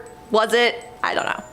Number 8. Grover Cleveland Redding. Grover Cleveland Redding believed he was the Prince of Abyssinia and was on a mission to bring his people back to the homeland. He started an anti-government riot, and at some point the Abyssinians started burning US flags. 2 white cops approached them, but the Abyssinians were armed and chased them off. A black cop approached them and he was shot. One Abyssinian burned a flag and quoted it, shouting the following, "As we have destroyed these flags, we are going to destroy your government. Our government is backing us." This provoked the calling of every Southside police district to send 20 men and a commanding officer to the protest. Allegedly, 700 policemen responded in 20 minutes. They stopped the Abyssinians before any more violence. All participants were arrested within a week, and Grover was sentenced to death for starting an anti-government riot in which 2 of his followers were killed. He was hanged, and his last words were, "I have something to say, but not at this time." And I guess we'll never know. Number 7. Thomas Grasso. On December 24th, 1990, Thomas Grasso strangled Hilda Johnson using her Christmas tree lights in her Tulsa home. He stole $8 from her purse, $4 in loose change, and her television set, which he sold for $125. 6 months later, after moving to New York, he ended the life of Leslie Holtz, a man from Staten Island, on July 4th, 1991, and stole his security check. New York detectives investigating the death of Leslie arrested Thomas, and within 2 weeks he had confessed to the police. He first told investigators about the Staten Island killing and then about the death of Hilda Johnson. He pleaded guilty and was sentenced to 20 years to life on April 21st, 1992 for the death of Leslie, and on September 28th, 1992 he pleaded guilty to the death of Hilda and was sentenced to death in Oklahoma. Although his last meal included 4 dozen steamed mussels and clams, a Burger King double cheeseburger, a half dozen barbecue spare ribs, and 2 strawberry milkshakes, he was disappointed that they substituted spaghetti for SpaghettiOs. Due to this, his final words were, "I did not get my SpaghettiOs, I got spaghetti, I want the press to know this." Now, not that this is scary necessarily, but you gotta admit, it's messed up. It was his last meal ever and they didn't provide it to him. Number 6. Tom Blackjack Ketchum. Tom Blackjack Ketchum was an American cowboy who later became an outlaw. Blackjack and a group of others were named as robbers of a railway train in 1892 with a large payroll aboard. The second major crime attributed to Blackjack was the death of a neighbor, John N. It's alleged that he was also involved in the disappearance and presumed deaths of Albert Jennings Fountaine and his son Henry Fountaine in early June 1896. Then Blackjack and his brother Sam, and possibly others, robbed a combined store and post office. On July 11th, 1899, the gang, without Blackjack, robbed a train again at Twin Mountain, and on August 16th, 1899, Blackjack, supposedly knowing nothing about the July 11th holdup, single-handedly attempted to rob the same train again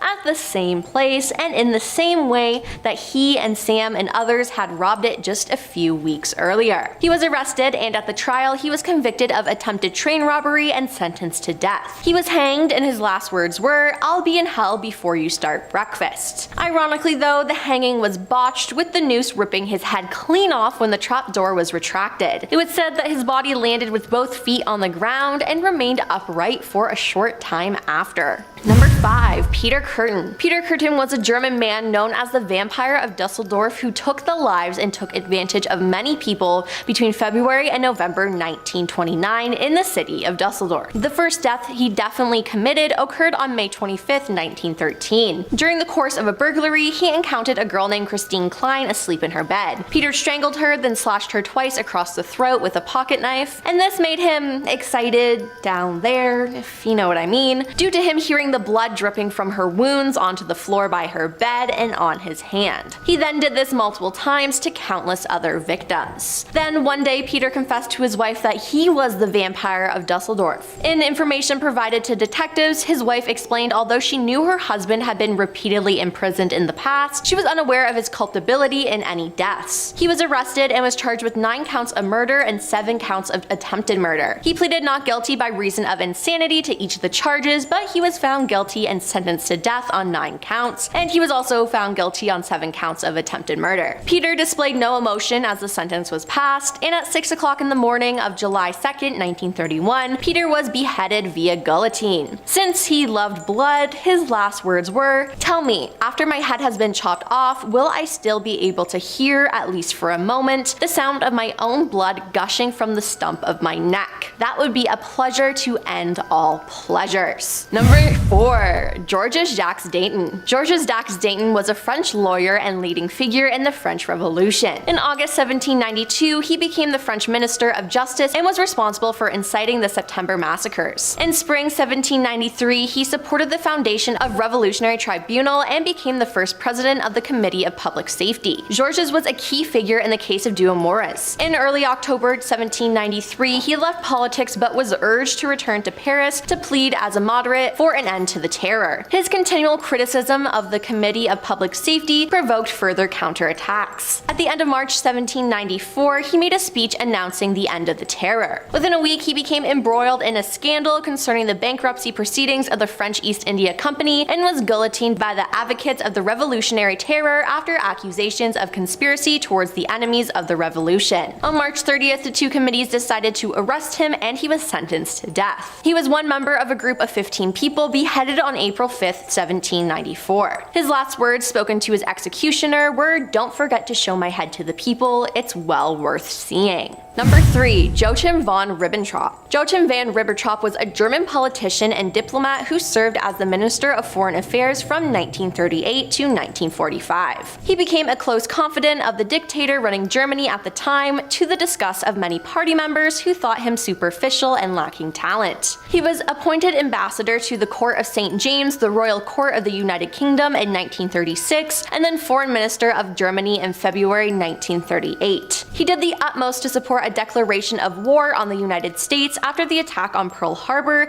and helped facilitate Japan's decision to attack the United States in 1941. He was arrested in June 1945 and was convicted and sentenced to death at the Nuremberg trials for his role in starting World War II in Europe and enabling the death of Jewish people. On October 16, 1946, he became the first Nuremberg defendant to be executed by hanging. He reportedly turned to Henry F. Grecki, the prisoner's Lutheran chaplain, before the hood was placed over his head and whispered, "I'll see you again." Number 2. Karl Panzram. Karl Panzram was a killer, arsonist, burglar, and someone who took advantage of men. In prison confessions and in his autobiography, he confessed to having committed 21 deaths, only 5 of which could be corroborated. He is suspected of ending the lives of more than 100 men in the United States alone, and several more in Portuguese Angola. He also confessed to having committed more than 1,000 acts of taking advantage to men. His last words were, "In my lifetime, I have murdered 22 human beings. I have committed thousands of burglaries, robberies, larcenies, arsons, and last but not least, I've committed sodomy on more than 1,000 male human beings. For all those things, I am not in the least bit sorry." Now, that is just plain disturbing. He had no remorse at all, and it seems like he confessed to an extra death. And coming in at number 1 is Jake Bird. In 1949, Jake Bird, sometimes referred to as the Tacoma Axe Killer, was arrested by police after breaking into the home of Bertha Klutt and her daughter Beverly June Klutt and ending their lives with an axe. Upon questioning by authorities, Jake revealed intimate knowledge of 33 other deaths of Caucasian women, which made him a prime suspect in those as well. On July 15, 1949, he was hanged at the Washington State Penitentiary, but not before he uttered what would be later known as the Bird Hex in his final statement. He said, "I'm putting the Jake Bird Hex on all of you who had anything to do with me being punished. Mark my words, you will die before I do." Now, the real scary thing about this though is within a year of his execution, 6 people connected to his case did die. So is it a curse? Was it a coincidence? Who knows? Starting off this countdown, we have Steve Jobs. Steve Jobs is famous for co-founding Apple, of course. But sadly, in 2003, he was diagnosed with an unusual form of pancreatic cancer. On October 5th, 2011, almost exactly 8 years since he was first diagnosed, he lost his battle to cancer. According to his family, Steve's final words were, "Oh wow, oh wow, oh wow." He said it 3 times. Then he lost consciousness and died several hours later. They also said that he first looked at his sister Patty, then over to his children, and then to his partner, and then over their shoulders past them. And that's when he said, "Oh wow." So what was it that he saw over their shoulders? Was it the white light everyone talks about? In our 9th spot, we have Steve Irwin, but before I go any further, please make sure to give this video a big thumbs up because it really helps us out. Steve Irwin, otherwise known as the Crocodile Hunter, was known for getting up close and personal with dangerous creatures like crocodiles or venomous snakes. It seemed like nothing scared him. Sadly, on September 4th of 2006, while filming a documentary called Ocean's Deadliest, Steve got pierced by a stingray's barb. The barb went right through his chest, piercing his heart. Crew helped him onto the boat as he started to bleed to death. One of the crew members, Justin, tried to comfort Steve and said, "Think of your kid, Steve. Hang on, hang on, hang on." One of the crew members, Justin, tried to comfort Steve and said, "Think of your kid, Steve. Hang on, hang on, hang on." Steve just looked up at him and said, "I'm dying." And that was the last thing he said. And at number 8, we have Frank Sinatra. Frank Sinatra was an American singer and actor that won a number of awards, like an Academy Award, 3 Golden Globes, multiple gold discs, and a Lifetime Achievement Grammy Award. But after being very ill for a number of months, he had a heart attack and died shortly after. His wife was by his side comforting him while this happened, and she revealed that his last words were, "I'm losing it." It's so sad and scary. Moving on to number 7, we have have Frida Kahlo. Famous artist Frida Kahlo was said to be one of Mexico's greatest artists. She began painting mainly self-portraits after a bus accident that left her severely injured. From there, her artwork became well known, and they were exhibited in Paris and Mexico before her death. About a week after her 47th birthday on July 13, 1954, she passed away. Her last words were in her diary entry, and it read, "I hope exit is joyful, and I hope never to come back." Now, it's said that she passed away from a pulmonary embolism, but others believe that she took her own life. At that point in her life, she did have a couple of failed attempts. This was because she had to have her right leg amputated below her knee from a gangrene infection, and that really affected her. It's really sad that her final words are basically saying how she wanted to die and then never come back. In our sixth spot, we have Paul Walker. Paul Walker was an actor known primarily for the series The Fast and the Furious. He passed away on November 30th, 2013 after attending a charity event. Paul's last words were, "We'll be back in 5 minutes." This was said to Jim Torp, a man working at the event, but sadly, Paul never returned back. He got into a car that his friend was driving, and a little while later, they crashed into a concrete lamppost and 2 trees before it burst into flames, killing Walker and the driver instantly. We're now at our 5th and halfway mark with John Lennon, an amazingly talented singer and songwriter who was the founder and co-lead vocalist for the Beatles. On December 8th, 1980, John Lennon was assassinated outside of his Manhattan apartment. The man that took his life was a fan that traveled all the way from Hawaii. Apparently, he didn't like Lennon's lifestyle and how he was portraying himself to the press. On that night, he waited outside of Lennon's apartment and then shot him 4 times in the back. Lennon's last words were, "I'm shot, I'm shot." He repeated it twice, and that was the last thing he ever said. Rest in peace, John Lennon. Witnesses told police Lennon was shot near the door to his apartment building as he and Yoko Ono returned from a recording studio. I saw John and Yoko get out of the limousine. They walked into the gate. Moving on to number 4, we have Mozart. Mozart was a very well-known and talented composer. He got into music very early on in life and was extremely gifted. But on December 5th, 1791, he passed away at the age of 35. And of course, there's a bunch of theories as to how he died. Some say he was poisoned by his rival, but it's believed that he died from a disease that led to a severe fever, causing him to slip into a coma. But we still don't know what disease led to his death. Anyways, one of the last things he ever said was, "The taste of death is upon my lips. I feel something that is not of this earth." I mean, that's very artistic, but also it's sad because he knew that he was going to pass away soon. In our 3rd spot, we have Nostradamus.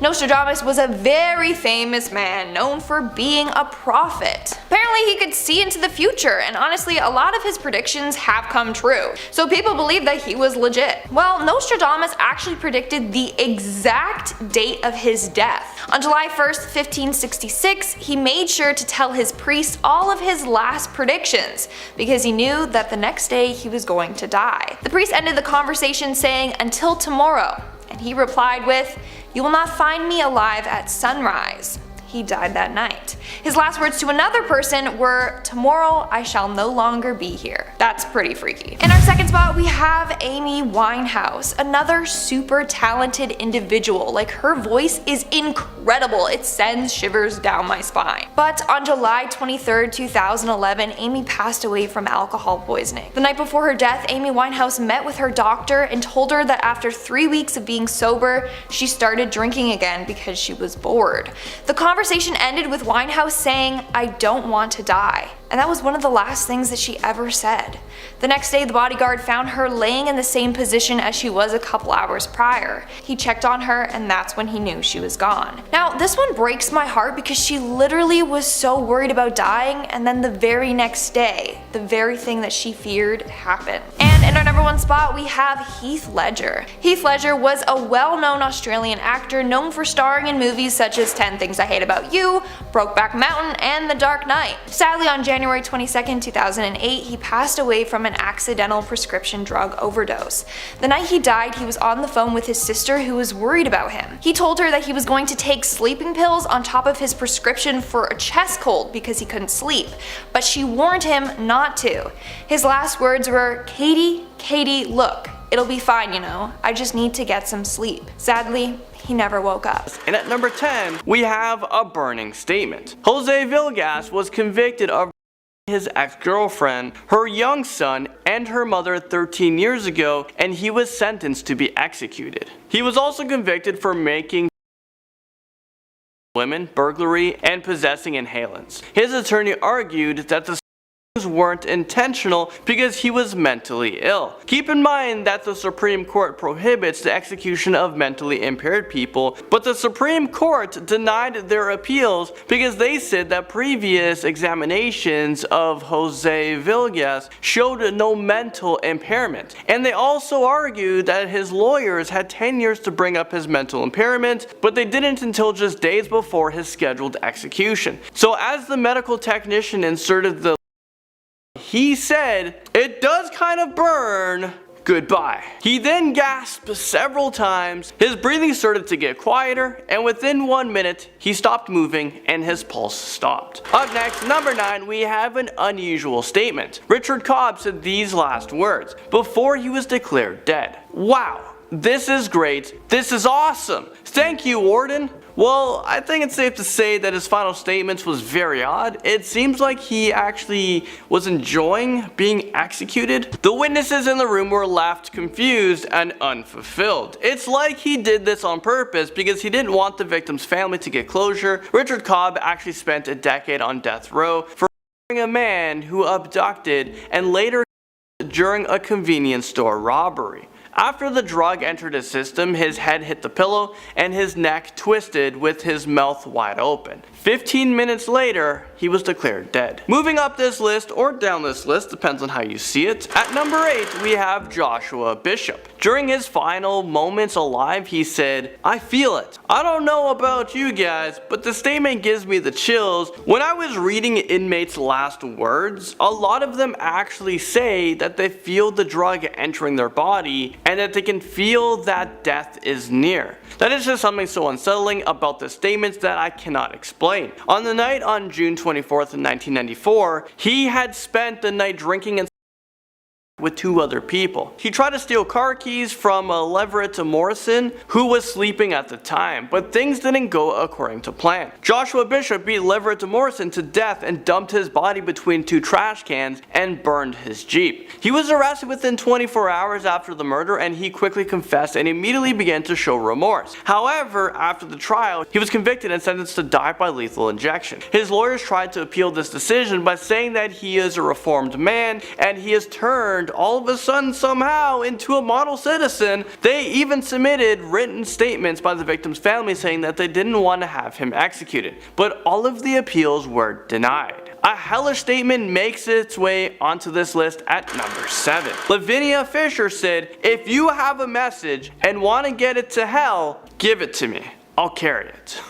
Is this real life right now? Well, I guess she knew exactly where she was heading. It wasn't up. It is argued that she is the first woman in the United States, and she was arrested and sentenced to death by hanging, but she never actually killed anyone. According to the story, Lavinia and her husband ran an inn just outside of Charleston. When a single person checked in, Lavinia would use her charm to gain their trust. Once they felt at ease with her, she would give them a cup of tea that was poisoned. Once the poison entered their body, the person would go to sleep and she would steal their possessions. It was actually her husband that did the but as it turns out, she was arrested and hanged in 1820, and it is believed that her spirit still haunts the old city jail. Up next, number 6, we have James Jackson. Before he was executed, he said, "See you all on the other side. Warden murdered me. I am ready to roll. Time to get this party started." James Jackson was not a model citizen, that's for sure. He was a white supremacist who a 66-year-old black man to death with a sword in New York. He was quickly charged with second-degree murder as a hate crime, and when he was arrested, he told police that he hated black men for at least the past 10 years. He was motivated by his strong hatred, and he fully intended on killing as many black men as he could. Well, thankfully, he was caught and arrested before he was able to cause any more harm. Number 5 brings us over to George Harris, who made a disturbing last statement. He said, "Somebody somebody needs to kill my trial attorney. After he won $500 on a craps game in Kansas, he exchanged his winnings for 2 machine guns, and then he had another man hold on to them for safekeeping. But when George Harris came back for his guns later that night, the man told them that he didn't know where they were, so he with the revolver. There was just so many questions left unanswered, like why does one person need 2 machine guns, and who misplaced the deadly weapons? This is all very strange, but George Harris was eventually sentenced to death by lethal injection on September 13th, 2000, and apparently he wasn't happy with his lawyer's performance during the trial. Stephen Woods creeps onto this list at number 4. He was sentenced to the death penalty in Texas after a jury convicted him of capital murders of several drug dealers, even though someone else confessed to the killings. But Texas has an unusual law that allows a defendant to be put to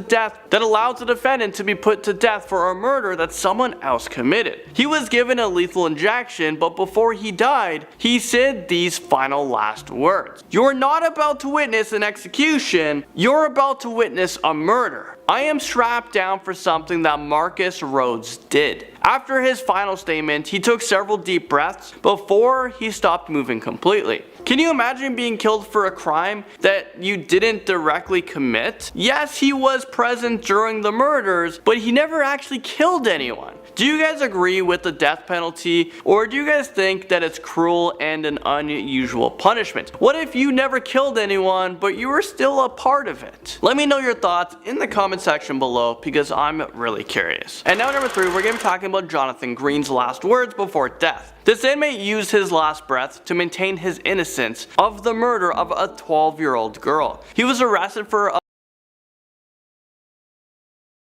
young girl whose body was found at his home. His lawyer made several last-ditch efforts to have his death sentence reversed, but none of them were successful. Before he was given the lethal injection, the warden asked him if he had any last words, but he shook his head and said no. But just a few seconds later, he changed his mind and said, "I'm an innocent man. I never killed anyone. Y'all are killing an innocent man." I know that these last words are probably said a lot, but what if they weren't lying? What if they really were innocent? Now that we have better resources and more forensic analysis, it is believed that at least 4.1% of death row inmates would have been exonerated because this DNA evidence wasn't available to them at the time of their conviction. They were given the death penalty when they were actually innocent. We have another chilling statement coming in at number 2. Christina Marie Riggs was a single mother to 5-year-old Justin and 2-year-old Shelby. On the outside, it looked like they were a beautiful family, but Christina Riggs had a dark secret. She was miserable and insecure. She complained about not having enough money to get by. That's when on November 4th of 1997, she did the unthinkable. She gave her son and daughter antidepressants in a cup in order to sedate them, and she injected her son with potassium chloride to put him to sleep. When that didn't work, she smothered them with a pillow. After she murdered her 2 children, she wrote suicide notes before she attempted to overdose on antidepressants. However, her suicide attempt failed, and she was found guilty and sentenced to death. Before her execution, she said, "There is no way words can express how sorry I am taking the lives of my babies. Now I can be with my babies as I always intended." She was executed by lethal injection with potassium chloride, which is the same heart-stopping drug she attempted to use on her children. And finally, number 1, we have Benny Demps. He was sentenced to death by lethal injection for murder another inmate before he was killed. He blamed his executioners of butchering him with a needle. He said, "They butchered me back there. I was in a lot of pain. They cut me in the groin. They cut me in the leg. I was bleeding profusely." I'm not really sure what this guy is complaining about because they're about to kill him. Why does he care about anything at this time? So he also said, "This is not an execution, it is a murder." Apparently the medical technicians cut him several times as they were trying to insert the IV, and because he was just an inmate, they didn't treat him with any dignity or respect, although he was a convicted murderer. And I don't know, I guess this is up for debate. What do you guys think? Do convicts who are about to be put to sleep, for a crime they committed, should they be treated right? Should they be treated the right way? I don't know. I don't think so. Well, this man is about to die anyway. Is he suffering enough? Should he be treated fairly as a human being up until death? So for his last meal, he ordered barbecue chicken and beef, french fries, salads, Spanish rice, cherry vanilla, and butter pecan ice cream. Starting things off at number 10, we have Robert Elton Harris. He said, "You can be a king or a street sweeper, but everyone dances with the Grim Reaper." He was arrested on July 5th of 1978 when him and his brother hijacked a car with 2 teenage boys in it. They ordered them to drive to a remote location where the brothers, and then they used the vehicle as a getaway car when they robbed a San Diego bank. Robert Harris was arrested just 1 hour after the robbery, and he was charged with and auto theft, kidnapping, burglary, and bank robbery. One of the arresting officers was the father of one of the murdered boys, but he didn't realize that the victim was his son until later. He wasn't even able to recognize his son's face. That's how violent the murder was. Robert Harris was sentenced to death in 1979. After many appeals, he was finally executed in San Quentin's gas chamber on April 21st, 1992. Moving up this list with George Engel in at number 9. He was an anarchist who didn't like to follow any sort of rules or regulations. He was involved with a lot of activism and protests in the Chicago area. A protest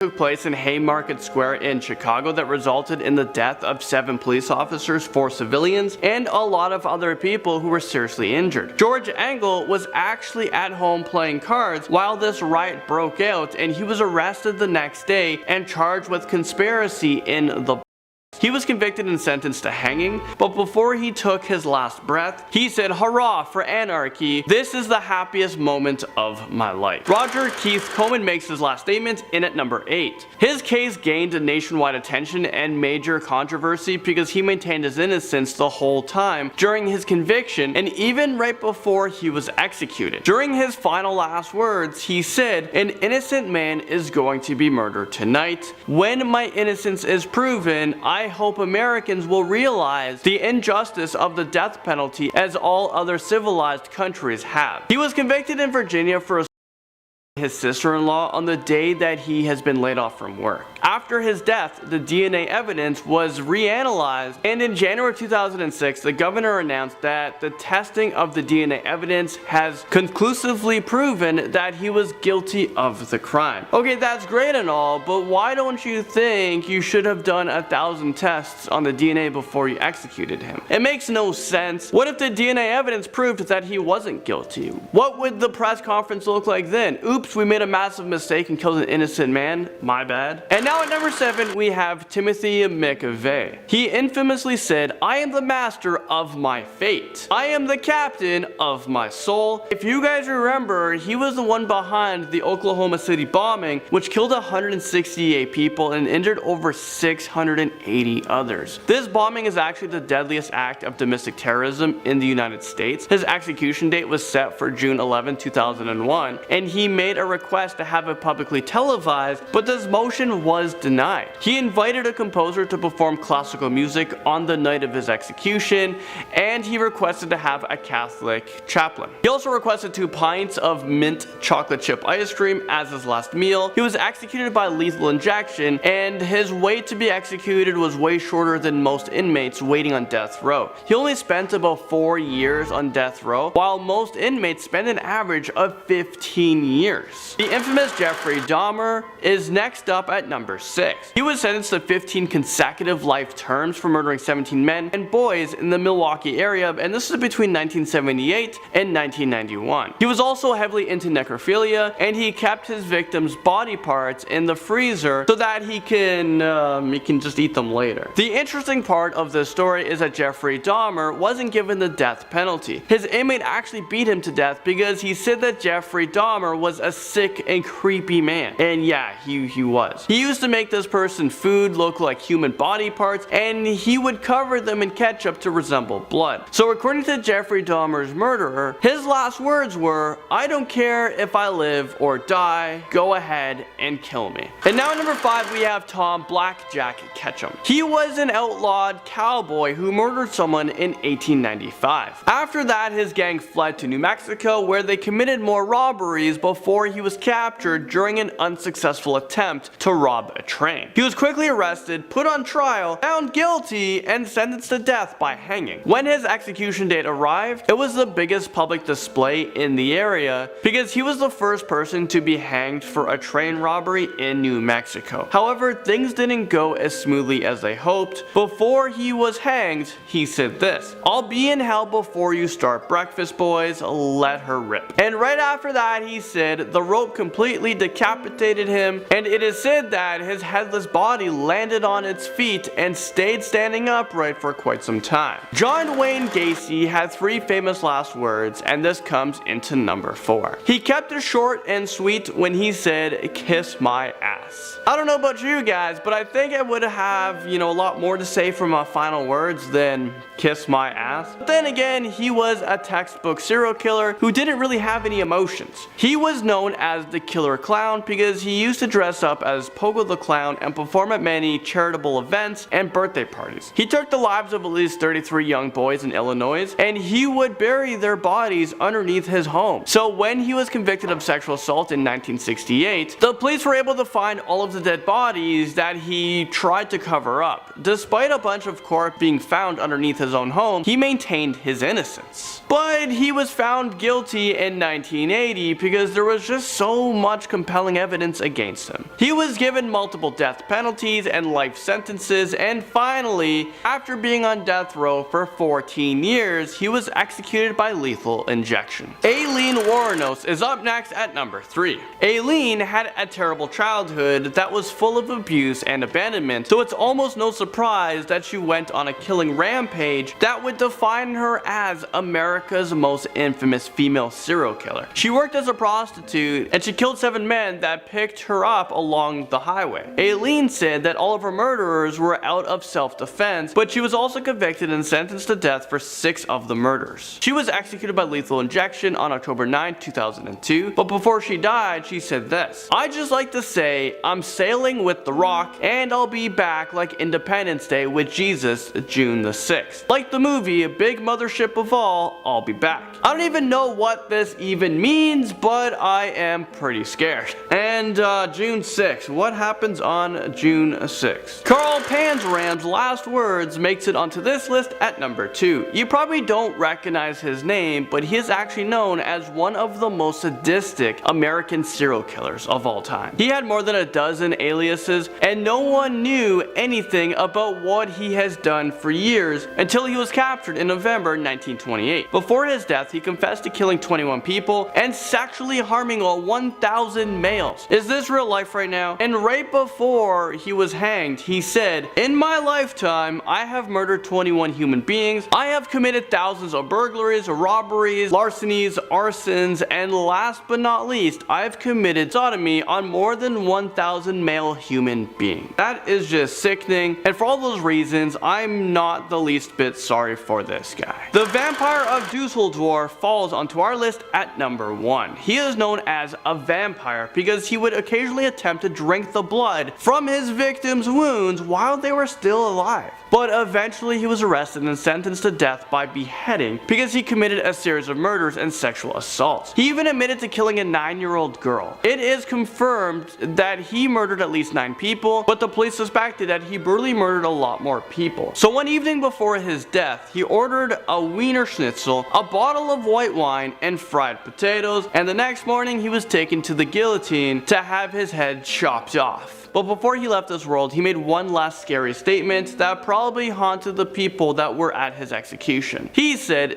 "Tell me, after my head has been chopped off, will I still be able to hear, at least for a moment, the sound of my own blood gushing from the stump of my head? That would be a pleasure to end all pleasures." I mean, yeah, after hearing that, I'm definitely gonna have nightmares, and if that wasn't enough, his mummified head is on display right now in a Wisconsin museum after doctors tried to cut it open to find reasons behind his evil. I mean, you can't make this stuff up.